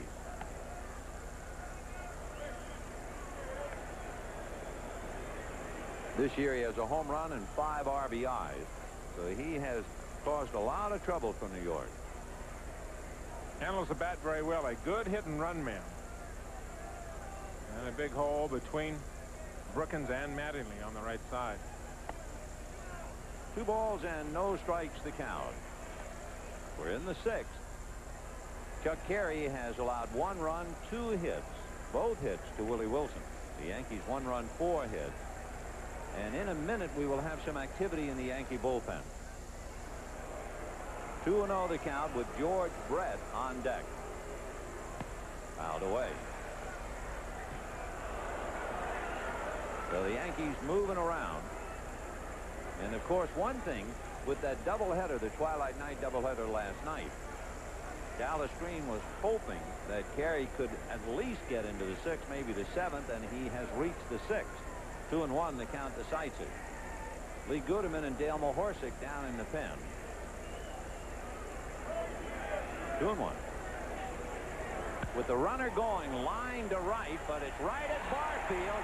The throw not in time, but with that shotgun, boy, he was looking right down the barrel, and Wilson just able to get back. Fans of Yankee Stadium here have really grown to appreciate the arm of Jesse Barfield in right field, and he shows off his gun here, and he is not afraid to throw. Not only a strong arm, but a very accurate arm. Of course, the Yankees and the Yankee fans have gotten used to an outstanding arm in right field. Dave Winfield, who normally is in that position, owns a great arm in right field. Interesting to see if Winfield comes back and they've got Barfield and Polonia, Roberto Kelly in center field. What will the Yankees do? Barfield a free agent at the end of the year. George Brett up there now with Wilson at first. Brett walked and grounded out. 0 for 1.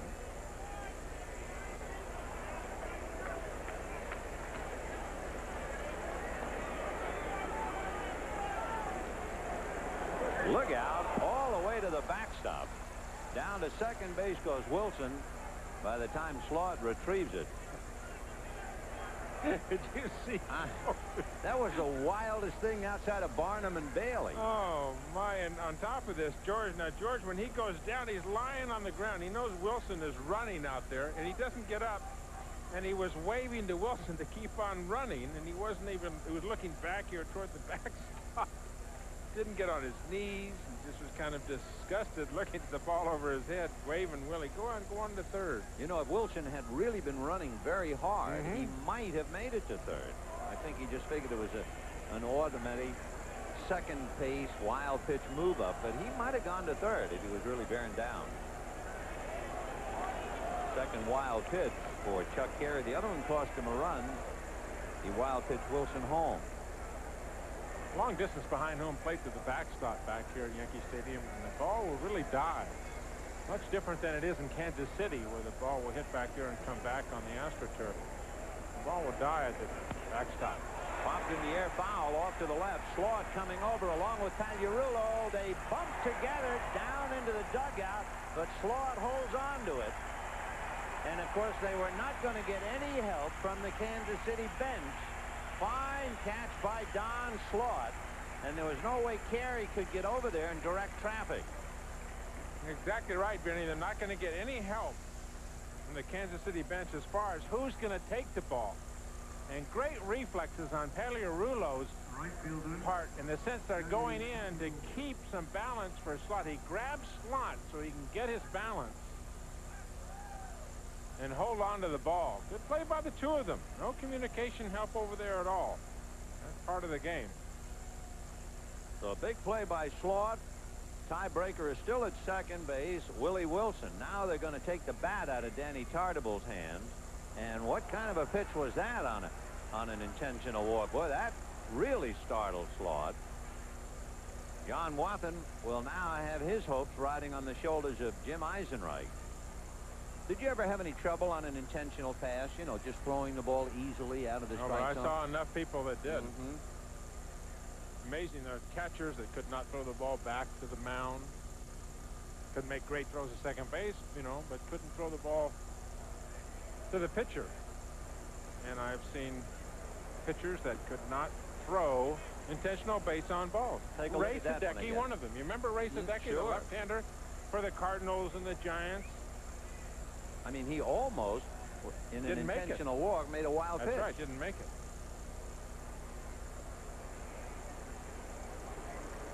Two down. Top of the sixth inning in a 1-1 tie.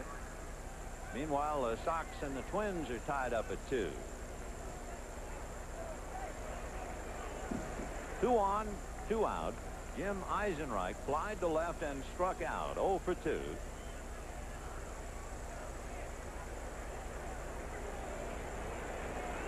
He's been kind of a feast or famine hitter of late. Fastball. Half of his, well, let's say last 11 hits, 5 of them have gone for extra bases. Jim runs well. He has 19 stolen bases. You see Carey going hard inside on him.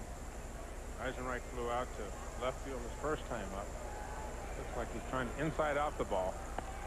1 ball, 1 strike. The right side of the Yankee infield very deep. Both Mattingly and Brookins just about on the grass. 1-1. After Eisenreich comes Pat Tabler.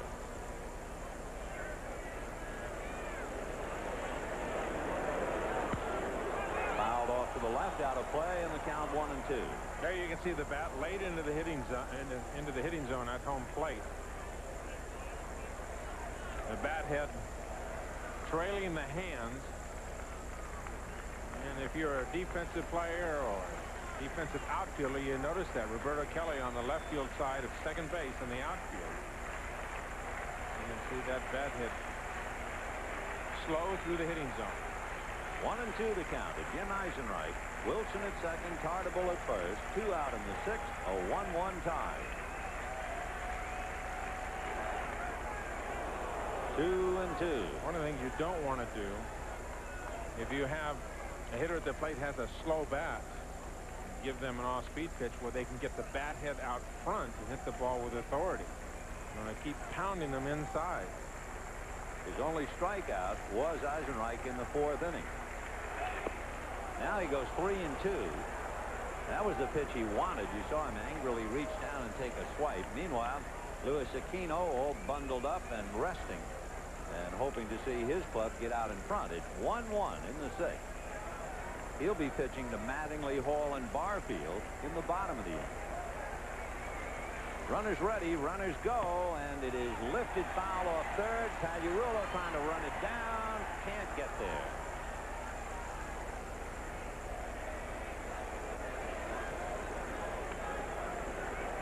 Still 3-2. Not much foul ground here at Yankee Stadium. You run out of real estate very quickly, especially the farther you go out down that left field line. You can see how the stands jut out, and just a couple of feet down there in the corner as that line goes down to the foul pole in left field. Runners ready to go again. Wilson from second, Tartabull from first. 3 and 2, 2 out. There they go. And there's ball 4. And that was the man that Carey wanted. The whole inning was set up with the intentional walk of Tartabull to use Eisenreich as an escape hatch. Now he walks him. And Pat Tabler, who has had in the past a phenomenal record coming up with the bases loaded, but not so much this year.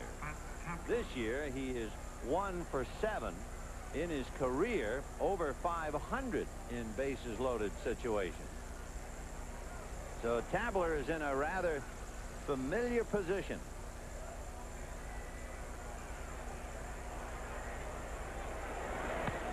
And he promptly hits one to Mattingly, and the inning is over. No runs, 1 hit, 3 left. And at the end of 5 1/2, a 1-1 tie. Following baseball, golf will take us to beautiful Williamsburg, Virginia for the Anheuser-Busch Golf Classic. That was the top 3 atop the leaderboard at the end of 2 rounds. Hulbert, Norris, and Shari, 11, 10, and 10. That should be a great tournament. Hope you'll stay right with us when this one is over. Don Mattingly, Mel Hall, and Jesse Barfield. High fly ball, and Willie Wilson should take care of it. 1 pitch, 1 away. So Mattingly goes 0 for 3. 1 down in the 6th, and the batter, Mel Hall. Boy, you watch Mattingly all year long. Watch him in April. And it's like his twin brother goes home, and the real Don Mattingly shows up. There's just no comparison between the 2 individuals that the Yankees see here. Awful, just awful in April. High pop foul off third. Kevin Seitzer right through the coaching box, and just like that, we have 2 out in the 6th inning. To illustrate your point, Tom, Mattingly hit .221 in April, and look at that. Talk about a stairway to paradise. But Luis Aquino has done a good job. He's 0 for 3 against Aquino, and he's represented in the stand. So with 2 out, Jesse Barfield coming up. Barfield double to left in the 2nd inning, got as far as 3rd, came up with 1st and 3rd and 2 out in the 3rd inning, and struck out. We're in the 6th and a 1-1 tie. Right. Yeah, I got here early today for this old timers game to see some of the old Yankees and everybody. You know, I came in behind a lot of 49s on T-shirts and everything outside the front door of the Yankee Stadium here. Little girls and little boys running around number 49. Ron Guidry, of course, announced his retirement and was here today. What a favorite he was here. Here's a 49, Louisiana Lightning. What year he had? 25 and 3. Some left-hander. And he pitched real well in spring training. I mean, he was throwing the ball extremely well, and then boom, blew his arm. His elbow blew out.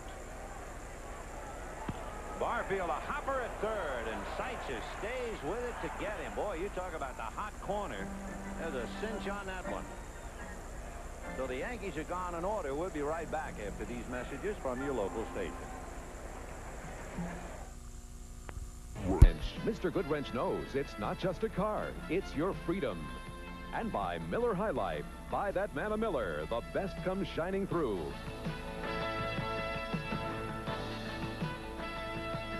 One of the things the Kansas City Royals have done with Aquino, their pitcher, is speed up his delivery in a sense of not taking so long in between pitches. What effect does it have? It's better defense behind you. Your defensive players are on their toes. They're ready to play more instead of taking so much time to throw the ball, get it, and throw it. And a perfect example on the outstanding play by Seitzer. He threw out Barfield, the 3rd out in the 6th inning. Here's Bob Boone. He'll be followed by Frank White and Bill Pecota in the 7th of a 1-1 tie. The Yankees 1-run 4 hits. The Royals 1-run 2 hit. Coming into this game, Chuck Carey versus Luis Aquino, you figured, well, the hitters would take charge. It was somewhat of a wobbly beginning, but the pitchers have really settled in. And with some of the premier hitters in the game, George Brett is 0 for 2. Don Mattingly is 0 for 3. We're talking about Boone earlier, how he has this big open stance, that back right foot right in the corner of the batter's box. He just overpowered him and muscled him away. You know One down. You know what he talked about? Why he's doing that? Looking at the ball with both eyes. You know, turning that body so he can look at the ball with both eyes as opposed to just the front eye. And he really feels, he says, I was always afraid somebody's going to throw the ball by me, but now I can see the ball a lot better. And nobody really looks fast to me. He says, that ball was right there. I don't know how I missed it. That's what he's telling Mike Lum. Ball hit down the left field line, foul and out of play. Well, it's certainly working because Boone came into the game hitting in the 290s, and he has struck out less than, well, maybe 10-11% of the time. He's getting the job done. He's always been a good contact hitter.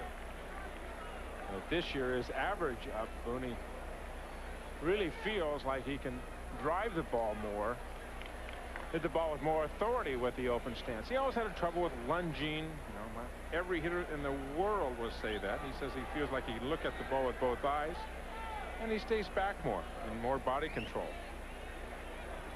Frank White flied to center, grounded to short. Frank is 0 for 2.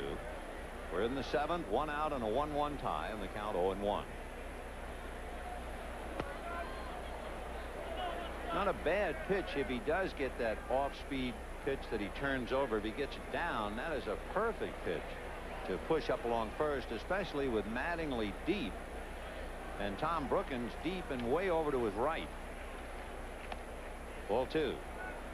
So the way the Yankees set up the right side of the infield, White was certainly thinking about taking that off-speed pitch with him. 2 balls, 1 strike. 3-1. Big hole between Brookins and Mattingly on the right side. What's going on here is that Mattingly is playing close enough to the line to prevent the double. High pop foul off to the right of the plate. Slaught comes back, but no chance. That's well back into the crowd. Sox and the Twins 2-2 in the 6th. Talking about the crowd here at Yankee Stadium, they're averaging over 27,000 a game. So they've drawn 1,000,001. The Royals are averaging 30,000 a game. They've drawn 1,000,002. 3-2 the count to Frank White. Popped it up around the mound, and now let's see. It will be the second baseman Brookins who first looked over at Pagliarulo, then looked at Mattingly, and then decided to take charge.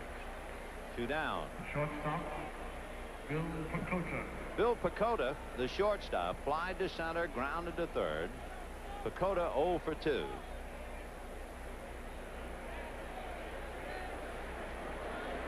He was recalled July the 13th from Omaha.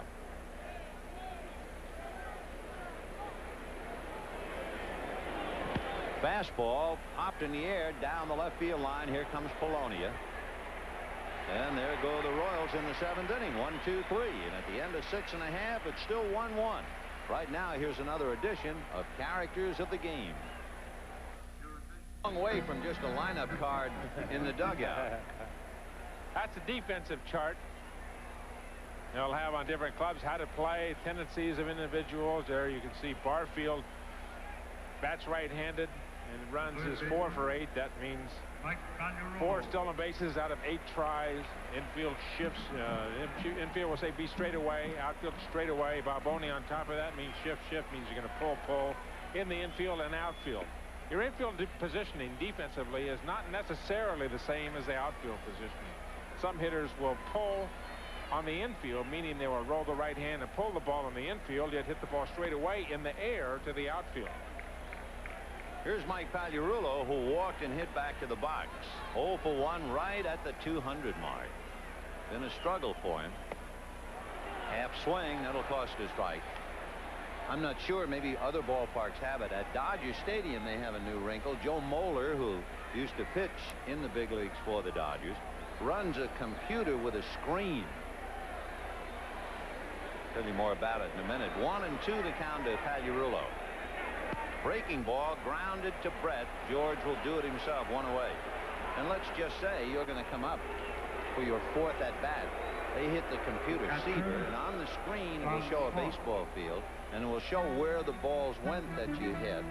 They will also see the defensive alignment. They have a whole bunch of stuff up there, so they've moved on and on and on. That stuff a lot of times is done manually by the pitching coach, and he will be in charge of defensive positioning work with the defensive coach.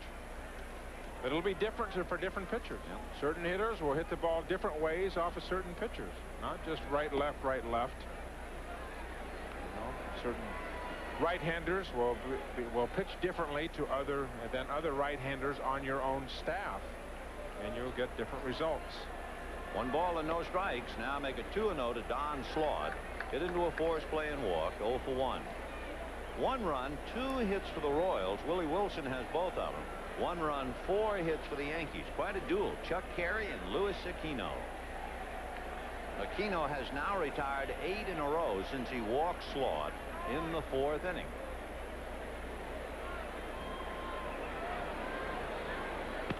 And popped up on the left side, fighting the glare, Seitzer and Pacoda, and it's Pacoda.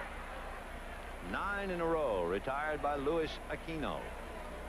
Everybody on the left side of the ball field today, Yankees and Royals both fighting the sun. Polonia on left field for the Yankees.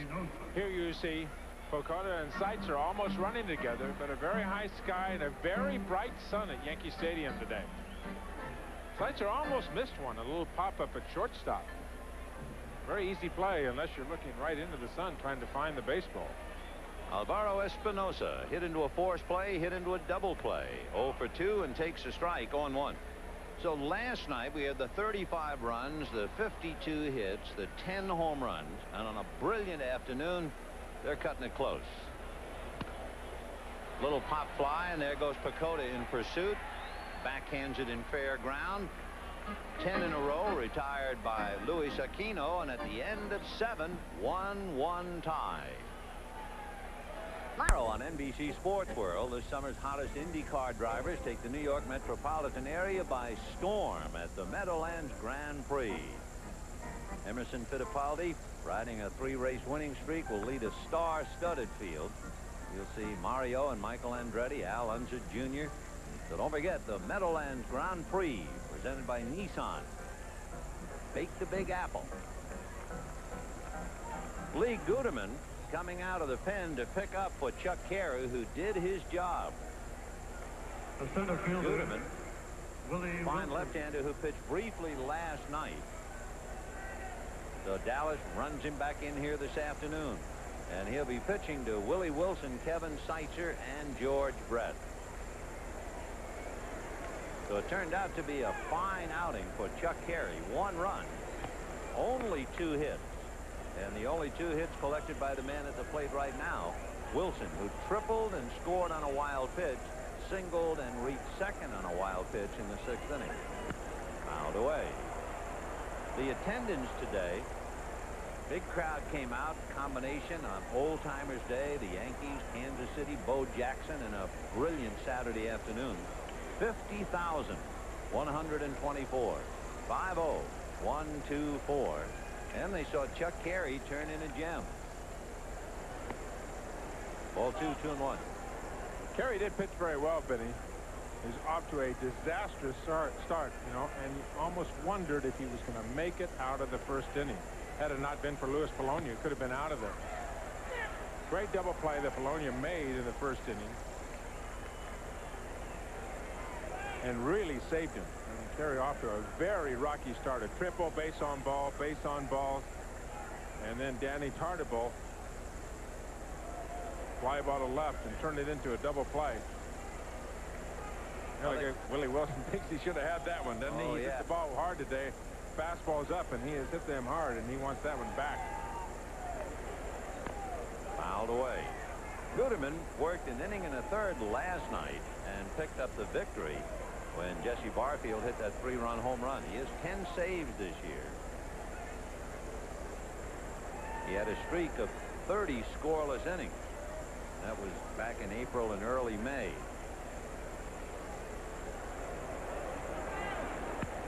Hit foul off to the right, so Wilson is up there hacking, and the count 2 balls and 2 strikes. Goodman working on his 37th inning, or his 37th game so far for the Yankees. He's been a workhorse for Dallas Green and the Yankee staff. One of the bright lights that they have had. He's done a good job. Rigetti struggled early in the year. Goodman came in and got some saves for the Yankees. Check swing and a dunker to right. Base hit. That's the second time we've seen a check swing for a base hit. And this one by Wilson. Mel Hall got a check swing and an RBI in the 3rd inning. And so Willie Wilson is now 3 for 4. He has singled to left, to right, and triple to center. He's used the whole ballpark. He has all 3 of the Royals' hits. Now remember, Wilson gives you some speed, so now that he's aboard, he has stolen 13 out of 18. There's Bo. We've been wondering where he was all day, and he's finally on the bench. He's probably been taking treatment for that sore quadricep. First chance we've had to see him, and maybe they're thinking about setting him up there as a pinch hitter. He took batting practice yesterday. He's able to swing the bat. They're just concerned about his explosiveness at running. In the dirt, nice save by Slaught, as Seitz has showed bunt, and the count 1 ball and no strikes. Adrian Garrett maybe hanging out aside at 3rd. Bob Schaefer coaching at 1st. Getting down into 1-run territory. Seitzer trying to hit the ball to the right side last time. Flew out to right. Good hit and run man. And he bunts sharply foul. 1-1. And again, the first thing he does is check 3rd to see if there might be another play on. We have not had a hit and run play yet, and you keep looking for it. In a 1-1 tie in the 8th. On deck, George Brett. George 0 for 2 with a walk.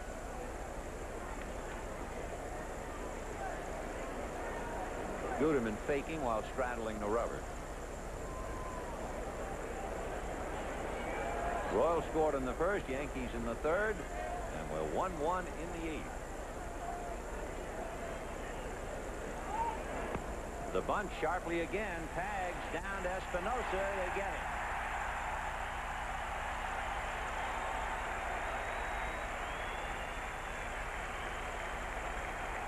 Pags very aggressive at 3rd base. First baseman, George Brett. Seitzer showing bunt early in the count. Pags, of course, taking the gamble. And Willie Wilson on first can fly, but the ball not deadened at all by Seitzer. And of course, Pags right on top of it. Got it so quickly they could get a speedy Willie Wilson at 2nd. Kind of a waste of speed in the sense that you had Seitzer at the plate who can handle the bat so well, and Wilson who can run extremely well. The bunt is almost a giveaway. George Brett, who is struggling very, very much against left-hand pitching this year, today is grounded out and fouled out. Remember the collision with Pagliarulo and Slaught going into the Royals dugout, and Slaught caught the foul ball. That was off George Brett's bat. He's hitting only 145 against left-hand pitching. Chopper in the hole, and that's going to go through into right field. Seitzer is on his way for 3rd, and Barfield overran the ball. Jesse was thinking of another assist, and he came up with a handful of empty. 1st and 3rd with 1 out on a single to right for Brett.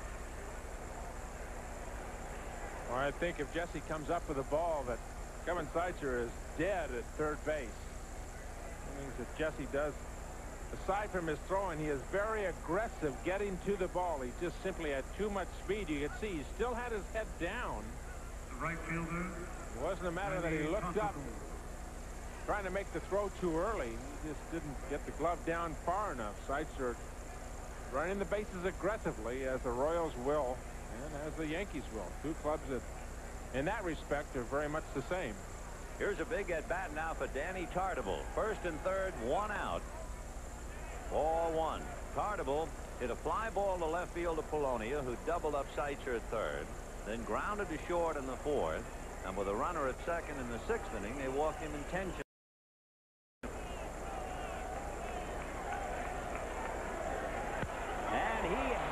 one into deepest left center. That's a way out and gone. Oh, did he kill that one?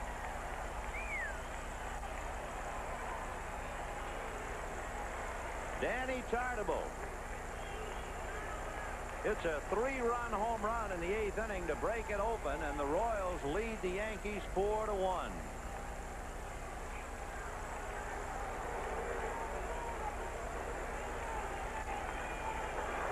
Seitzer and Brett scoring ahead of him. A game is a matter of mistakes, and especially glaring when it's a one-run ball game. There, a fastball right down the middle. Tartabull, a dead fastball hitter from middle in, and a no-doubter. He crushed it. Jim Eisenreich, a one-hopper into center field. That's the 4th hit allowed here in the 8th inning. Remember, for 7 innings, Chuck Carey had allowed only 2 hits. So Carey leaves, and Guterman, who pitched an inning and a third last night, having trouble coming back. So Tartabull gets the high five, and it is 4-1 Kansas City. Don Mattingly coming in to talk to Lee Guterman, maybe stall for a little bit of time. Dale Mahorsic up in the Yankee bullpen trying to get loose. He has been up throwing before, so it should not take him very long. We've got Tabler, Boone, White, right-handed hitters coming up for the Kansas City Royals. Tabler flied to right, grounded to short, grounded to first for the 3rd out with the bases loaded in the 6th inning. So Pat is 0 for 3. Eisenreich at first, still 1 out. The out was the force play on the bunt. So it means again there are holes in the ship, and they're taking water at Yankee Stadium. In the last 2 days, the Yankee bullpen in 10 innings has given up 12 runs. Tartabull with his 11th home run of the year.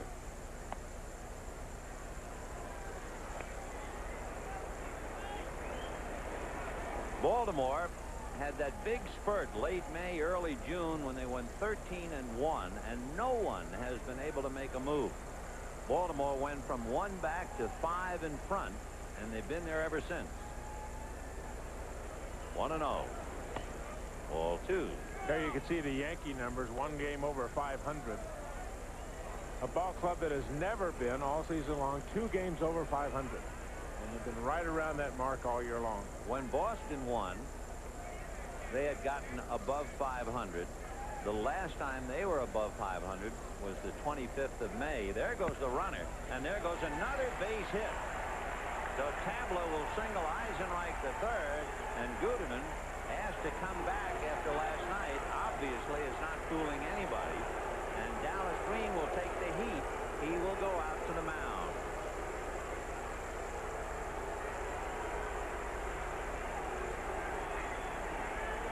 Here you see Guterman pitching to Pat Tabler. Hits the ball in the hole. Eisenreich, whether it was a hit and run, steal, or whatever, it was an offensive action play. The runner in motion. Tabler may have had a choice whether to swing or not swing, depending on whether it was a hit and run. Very aggressive base running by Seitzer getting the 3rd.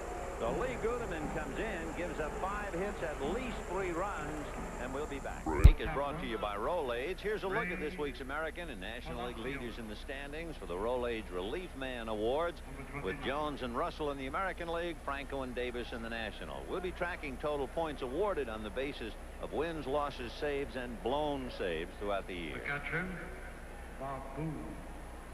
Dale Mahorsic comes in to pick up the pieces for Lee Guterman, who worked the 3rd of an inning, gave up 3 runs and at least 5 hits.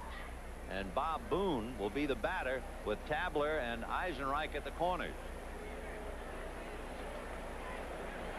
We have a runner, and it's Ray Palacios running at first base now for Tabler. Earlier in the telecast, we showed you Palacios with that big plug of chewing tobacco and chewing gum. And now he's been asked to put it aside and do some running.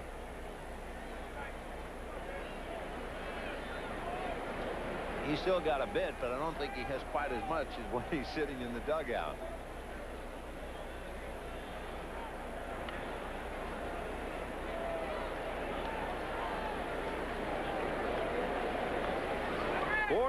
favor of the Royals. Boone has walked, popped up, and struck out. 0 for 2. Yankees hoping for a double play ball against the veteran catcher. And he fouls it away. 1-1. If you're not keeping score and you wonder about the Yankees in the bottom of the 8th inning, they have Roberto Kelly, Louis Polonia, and Tom Brookens. Boone, who does not run well, has grounded into 4 double plays this year. The Yankee defense like to utilize that speed against him. Mahorsic stepped off initially before looking at first. That's why there's not a balk. But Pags is deep. Espinosa's deep. Brookens is deep at second base, and they're looking for the double play. 1-1. Ground ball hard into left field. So Eisenreich scores.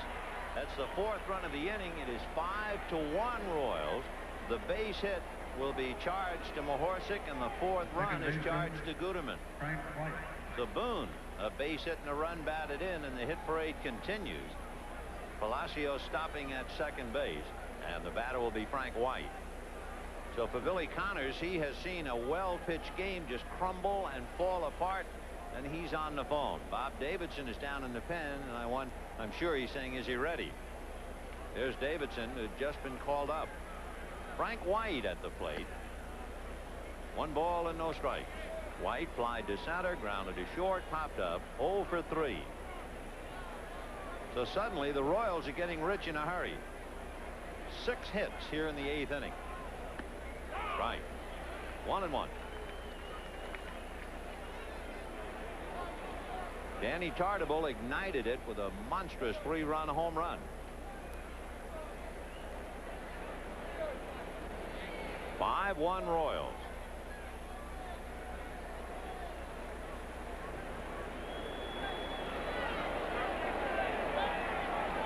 They're looking for outs any place they can get them here. Only out they got in the inning was the bunt play.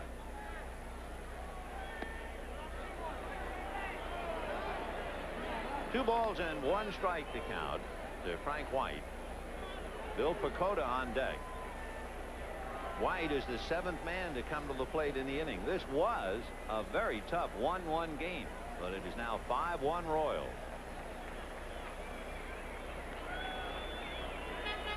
2-1. Chopper foul into the seats behind the Royals dugout, and the count 2-2. Remember to stay tuned to NBC Sports Day. Live 3rd round coverage of the Anheuser-Busch Golf Classic. That'll be coming up next. And Hal Sutton has suddenly emerged following Mike Donald and Mike Holbert. 2-2. Breaking ball could be a flare to drop, and it will in front of Polonia, who overruns it. It's backed up by Kelly, and there are 2 Royals at third base. Coming to the plate now will be Palacios. Running after Palacios is Brookens. They're going to get another one. Slot. The throw to third, not in time. They almost got Boone at third. A fly ball that dropped in front of Polonia for the base hit. And then when Polonia overran the ball, there was some confusion on the base paths for Kansas City. Take another look at it again. Kelly alertly backing up when Polonia overran the ball. A very unusual play. The ball gets by Polonia. Shortstop. And then all of a sudden, Boone gets to second base. And you have 2 runners at second. And then Boone started. See, Boone left the picture, started to go to second. But Frank White had already gotten down there. So he couldn't go back to second either. There would have been 2 runners on third. And then 2 runners on second. Palacio was out, and they had a chance for a double out on rundown. 2 outs. So with 2 down, line drive, and up the ladder goes Espinosa. What an inning. As Pacoda hits a line drive for the last out. But the Royals get 4 in the 8th and lead 5-1. In that wild 8th inning, when the ball is overrun by Polonia, suddenly Boone is right on the back of Ray Palacios. So Palacios coming to the plate, and he will eventually be run down in the tag by Don Slaught. And Boone started back towards second and just did get back to third. What an inning for the Royals. After having only 2 hits in the first 7 innings, they had 7 hits in the 8th inning. And Palacios explained to anybody who'll listen what happened out there. That's the 2nd time that Kansas City has had 7 hits in the inning. They've also had the opposition come up with 7 hits in an inning once this year. So here's Roberto Kelly, bunted and popped out and grounded out. Kelly 0 for 2. How about poor Booney in that inning? He couldn't go to third because Palacios was there. He turned around to go find a safe haven at second. I couldn't go there. Frank White was there. Line drive, and here come the Yankees trying to fight their way back now. As Kelly, a line drive single to right. That breaks the string. Had been 10 in a row retired by Luis Aquino, who has allowed only 5 hits. And now Polonia will be the batter. Polonia with a single and a double and grounded out. The Royals are going to back up Aquino. The Yankees were worrying about Carey, and he went 7. Now the Royals leading 5-1. And Steve Crawford gets up in the bullpen to throw behind Aquino. Polonia 2 for 3. Ground ball to the right side. Big hop for White. Over to Pacoda. Back to Bretnick. Get the double play. That hop to White, which came up a little higher, actually made the play a little easier for him. He didn't have to raise his hands. He was right there to flip it. What a hop he got right up on top of him. The throw looks like it just nips Polonia at first base. Pat Corrales, the first base coach, putting up a small argument, but exactly that ball jumping up for Frank White right in front of his face. He can get it right over to Pacoda, and Polonia runs extremely well. Here's Tom Brookins, takes a strike. Lined into a double play, walked and popped up. He's 0 for 2. It was that close. Ground ball into the hole, backhanded by Pacoda, gets him. Nice play by the Royal shortstop. The Yankees go quickly in the 8th. So at the end of 8, the Royals 5 and the Yankees 1. Performance of Luis Aquino. He's only 23 years old. He was 24 the middle of May, but he's really just starting out. 8 strong innings so far, 5-hit baseball against the Yankees. He started the season as middle relief for the Kansas City Royals, and then when Floyd Bannister went down with arm problems, he moved into the starting rotation, and that's one of the reasons he has been so successful is they have gotten him to throw the ball, get up and throw the ball. His speed of delivery in between pitches, he used to take a lot of time. Now he gets up, throw the ball. 3 base on balls today, but a lot of strikes. He goes ahead and go after the hitters and does not throw the base on balls, goes right after him. And as a result, the Royals have played superb defense behind him today. The Yankees should have known that they were in for some trouble today. The highlight of Luis Aquino's year last year was a no-hitter against Columbus, the #1 Yankee farm club. Bob Davidson, who had just been called up from the Columbus Clippers, they sent Dave Ireland out. Willie Wilson, Kevin Seitzer, and George Brett. Wilson has had a big day, 3 for 4 in the leadoff role, hitting .232. Chopper to the right side. Tommy Brookins, 1 away. Davidson, who was born in West Germany, Bad Kreuznach. I hit the point that I want you to pronounce it. Kreuznach. When was the last time you were in Bad Kreuznach? Quite a while. Yes, it's been a while. Yes. Which tells you right away, I'm sure, that his dad was in the military Yes, service. he was. That's right. That's obvious. That's next week. A reminder. Tom and I will be at Wrigley Field, Chicago, to see San Francisco and the Cubs. Others will see the Reds and the Expos. The Cubs began the day 2.5 behind Montreal, and the Giants began today 2.5 in front of Houston. 2-0 the count. Kevin Seitzer walked, grounded to short, lined out to right, bunted into a force play in the 8th inning, and eventually came around to score a run. 3-0 the count to Kevin. So a look at Bob Davidson. It's been Carey, Guterman, Mahorsic, and Davidson, and Guterman the pitcher of record for the loss, unless the Yankees can do something in the 9th inning.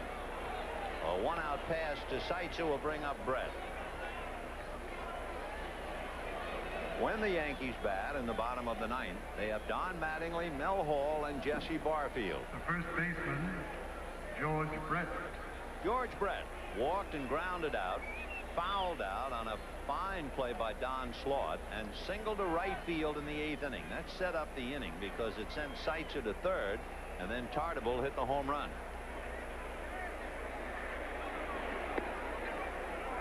One ball and no strikes. You know, one of the things about Bo Jackson having such a great year and getting tremendous amount of coverage and publicity. I mean, Thursday night here at Yankee Stadium last night, the return of Joe DiMaggio. Ball 2. And talking about the other Royals, and they've got some veterans on that ball club who are used to a lot of attention. Brett and White and Willie Wilson. A lot of attention now going to Bo Jackson. I wonder, does it hurt people's egos? George Brett says, heck, I'm rather talk about Bo Jackson. I'm hitting 255. I don't want to talk about myself.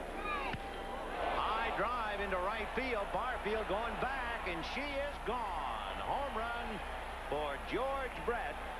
And it is 7-1 Royals. And once again, Dallas Green has been plagued by the bullpen. The bullpen has now become a disaster in looking at what has happened today. Guterman giving up 4, Davidson 2. That's 6 runs charged to the pen, and it is 7-1 Royals. So Bob Davidson has a membership card filled out by George Brett. Very big difference between pitching at AAA and pitching in the major leagues. When you make a mistake at the big league level, they just don't miss it. They just flat don't miss it. They don't pop it up. They don't knock it back on the screen. Even a guy that's only hitting 256. George Brett, you make that kind of a mistake up in the strike zone, him, where he can get out the ball, he's going to hit it and hit it hard. He hits number 6 on the season for himself. So George Brett, little icing on the cake to make it 7-1 Royals, who are really starting to hit some home runs now. And they have broken this one wide open. Tartabull tied up and takes a strike. You know, we're talking about Bo Jackson. And on this great old-timers day, just to give you an idea of how great Joe DiMaggio was as a player, would just give you one thought. Pitch low. Jackson might strike out 200 times this year. He's already struck out 98, so he could go close to 200. Joe DiMaggio in his entire career hit 361 home runs and struck out only 8 more times. In his entire career, Joe D struck out 369 times. So, no, it's nice to throw that word great around, but that's where it belongs. The left fielder, Joe D. What a play. That's one of those numbers, and you read it, you can't believe it. You say, this has got to be a typographical error. You say, it can't be. This is impossible. Yep. Can't happen. And, of course, they talk about it a great deal now because of Mattingly with 12 home runs and 12 strikeouts. But carry that out over years. And then you realize just how good number 5 was. Joe D. Ground ball to the right side. That will be that for the Yankees, and at the end of 8 1/2, it's the Royals 7, the Yankees 1. Mattingly, Hall, and Barfield do up. We'll tee it up just as soon as baseball is over. Mattingly, Hall, and Barfield in the bottom of the 9th. Mattingly flied to right, hit into a force play, fly to center, takes a strike. Luis Aquino, doing that all day, has 1 strikeout, 3 walks. Off speed. To show you what kind of a disaster the Yankee bullpen has been in this series. In 15 innings, it's allowed 15 runs and 5 home runs.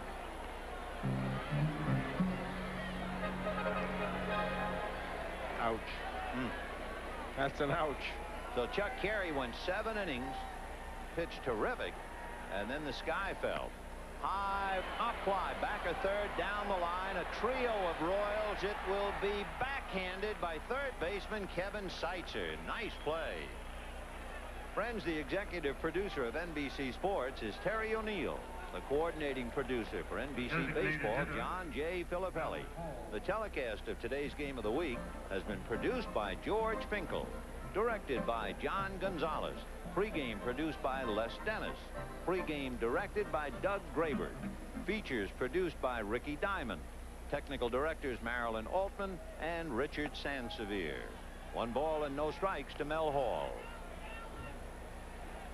Next week, the Giants and the Cubs from Wrigley Field. Get to see beautiful Wrigley and the Thumper boys from San Francisco, Mitchell and Clark, huh? The Pacific Coast Sock Exchange, as they call it. Will Clark and Kevin Mitchell. Another pop fly down the line. Coming in a hurry is Eisenreich to pick it off.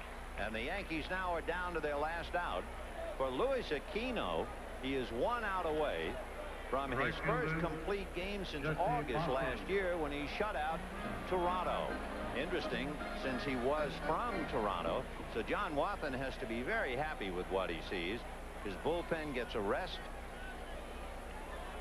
and that will take some of the bad taste away from the Royals, who must feel in their hearts they let a sweep get away last night when Barfield hit that 3-run home run. 0-1. Another one, strike 2. 0-2 the count to Barfield, who doubled the left, struck out and grounded out. Hit the ball very hard in the 6th inning and drilled it right at Kevin Seitzer, who threw him out.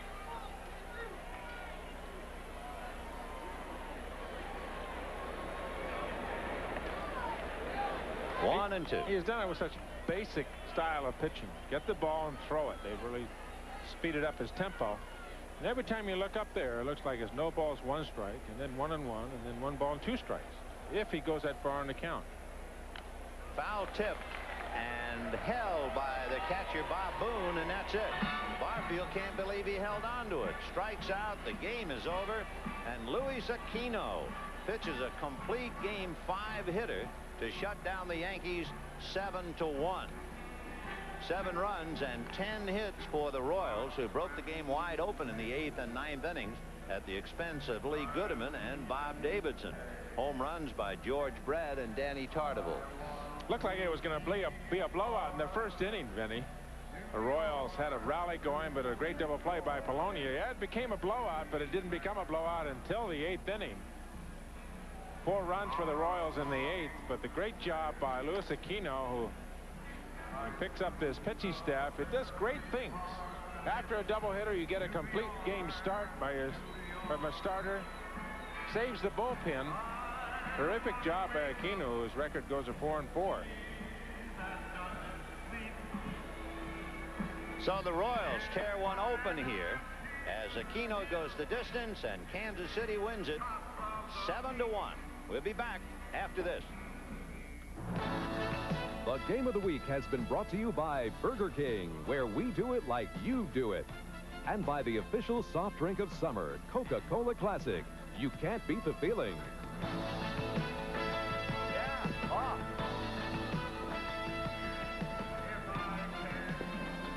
Do I throw it?